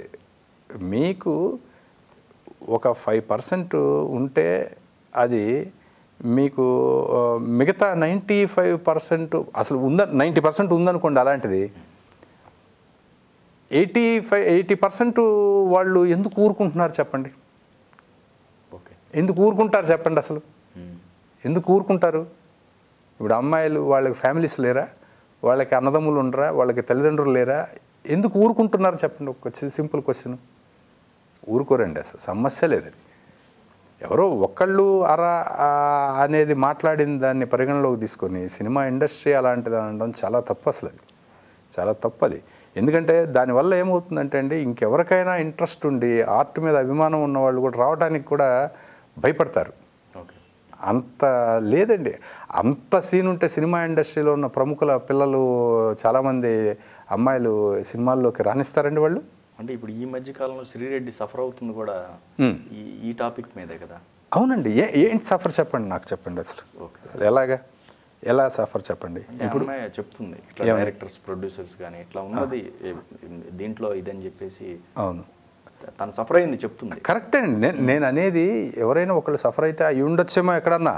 అందరు మనుషుల్ని ఒక లెక్కన కట్టేస్తే సినిమా ఇండస్ట్రీ అంతా అలా అంటే ఎలా అంటున్నాను నేను. సినిమా ఇండస్ట్రీ అంతా అలా ఉంటారు అనుకోవటం సార్. 90% సినిమా ఇండస్ట్రీలో పనిచేసినంత హార్డ్ వర్క్ ఏ ఇండస్ట్రీలోనూ చేయరండి. 24 గంటలు పనిచేసే సందర్భాలు ఉంటాయి, 42 గంటలు పనిచేసే సందర్భాలు ఉంటాయి. ఇంత దీనిలో ఒకవేళ అలాంటి వాటిలోనే కాన్సన్ట్రేట్ చేసి అలాంటి అవి ఉండేవాళ్ళు వాళ్ళు ఖచ్చితంగా ఎప్పటికీ టాప్ పొజిషన్కి రాలేరు. వాళ్ళు సాధించలేరు. ఇక్కడ సింపుల్ లాజిక్ కదా అది, రాలేరు. బట్ అలానే ఇండస్ట్రీ అంతా అనేది అసలు అది ఒప్పుకోని విషయం అండి. అది ఇండస్ట్రీలో ఎక్కువ పర్సంటేజ్ అనేది అసలు లేదండి.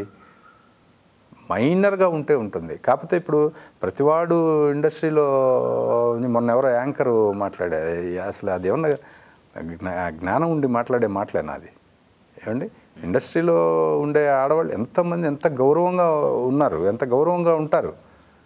ఏమంటే గౌరవం లేకపోతే అసలు అన్ని సంవత్సరాలు కెరీర్ ఎవరికైనా ఉంటుందా? ఒక ఆర్టిస్టులకు కానీ లేడీస్కి. ఇప్పుడు టెక్నీషియన్స్ ఉన్నారు, ఎంతోమంది అమ్మాయిలు ఉన్నారు. వాళ్ళందరినీ ఆపాదించేసి ఇలాంటి మాట్లాడితే ఎంత తప్పండి. ఇప్పుడు ఎంతమంది ఏడీలు ఉన్నారు, అసిస్టెంట్ డైరెక్టర్స్ అమ్మాయిలు ఉన్నారు, ఎంత టాలెంటెడ్. అంటే ఇలాంటి వాటి వల్ల ఏమవుతుందంటే, సరే తనకు జరిగిన అన్యాయం ఏదైనా జరిగితే చెప్పుకోవచ్చు, తప్పేం లేదు. తనకు జరిగిన అన్యాయం చెప్పుకోవచ్చు, కానీ ఇలా అయితేనే ఇది అనేది అసలు సమస్య లేదండి. ఒక అందమైన అమ్మాయి, ఒక క్వాలిటీస్ ఉన్న అమ్మాయి, ఒక టాలెంట్ ఉన్న అమ్మాయి, వాళ్ళని బతివులాడతారు. మీరు చేయండి అమ్మా మా సినిమాలో అని బతివులాడతారు. ఎందుకు? కావాలి కదా, ఇక్కడ ఆర్టిస్టులు కావాలి కదండి, హీరోయిన్లు కావాలి కదా. మనకి సినిమా తీయాలంటే వీళ్ళందరూ కావాలి, అవసరం. మీ దగ్గర టాలెంట్ ఉంటే మిమ్మల్ని బతివులాడతారు. మీకు ఆ హీరోయిన్ ఫిజిక్ అందం ఉంటే మిమ్మల్ని బతివులాడతారు. అంతేగాని మీరు ఏదో చేస్తే మీకు ఇస్తాము అనేది అసలు అనడానికి అవకాశం ఎక్కడుంది? అది ఎక్కడన్నా ఇంకా సి గ్రేడ్ అండి. అది సి గ్రేడ్ వ్యవహారం. అది ఇప్పుడు సినిమాలో సి గ్రేడ్ వ్యవహారం. అది జెన్యూన్ టెక్నీషియన్స్ కాదు, సమస్య లేదు, అందులో డౌటే లేదు. అలా అసలు లేదని కదండి, ఉన్నాయి అలాంటివి. 1-2 ఆఫీసులు తీసేసి కొత్త వాళ్ళని ఏదో మేము వేషాలు ఇస్తామని, అసలు ఆ కంపెనీ ఏంటో తెలియదు, ఆ బ్యానర్ ఏంటో తెలియదు, ఆ డైరెక్టర్ ఏంటో తెలియదు, వాళ్ళకి సినిమా ఇండస్ట్రీలో ఉన్న అనుభవం ఏంటో తెలియదు. వాళ్ళంటే వాళ్ళ దగ్గరికి వచ్చేసి ఏవో జరిగిపోతే అది సినిమా ఇండస్ట్రీకి ఆపాదిస్తే కష్టం కదా. చాలా విషయాలు మాతో షేర్ చేసుకున్నారండి. అండ్ ఇంటర్వ్యూ ముందు బిఫోర్ మీరు నేను అంటే ఆర్టిస్ట్గా కొనసాగుతా ఇంకా కంటిన్యూగా ఒక మంచి ఆర్టిస్ట్ దొరికారు అని అంటే ఒక 2 స్క్రిప్ట్లు ఉన్నాయి, ఖచ్చితంగా ఈ డైరెక్షన్ చేయాలి అని చెప్పేసి అన్నారు. సో అవి కూడా త్వరలో మీ కంప్లీట్ కావాలి. అలానే ఆర్టిస్ట్గా కూడా మీరు కొనసాగాలి. 100% చేస్తానండి. మంచి వేషాలు వస్తే వదులుకోనండి. ఎందుకంటే ఒకసారి రుచి చూసిన తర్వాత, ఇప్పుడు మొన్న ఈ సినిమా నీది నాది ఒకే కథ రిలీజ్ అయిన తర్వాత ఒక 250 ఫోన్ కాల్స్ రిసీవ్ చేసుకుని ఉంటానండి నేను. ఎక్కడెక్కడి నుంచో ఇప్పుడు గుంటూరు, అనంతపూరు, ఇటు వరంగల్, లేదంటే సినిమా ఇండస్ట్రీలో నాకు తెలిసిన వాళ్ళు, తెలియని వాళ్ళు అందరూ ఫోన్ చేసి అభినందిస్తుంటే అది ఒక రకమైన ఇది కదా. దీన్ని ఒక మంచి క్యారెక్టర్ చేస్తే ఇలా ఉంటుందో అప్లాజ్ అనేది నేను షాక్ అయిపోయాను. యాక్చువల్గా ఇంకా షాక్ అవుతూనే ఉన్నాను అనమాట. అలాంటిది నేను ఎందుకు వదులుకుంటాను? మంచి క్యారెక్టర్ వస్తే వదులుకోను. అలానే డైరెక్షన్ కూడా వదులుకోకూడదా అనేది. థ్యాంక్ యూ అండి. Thank you very much.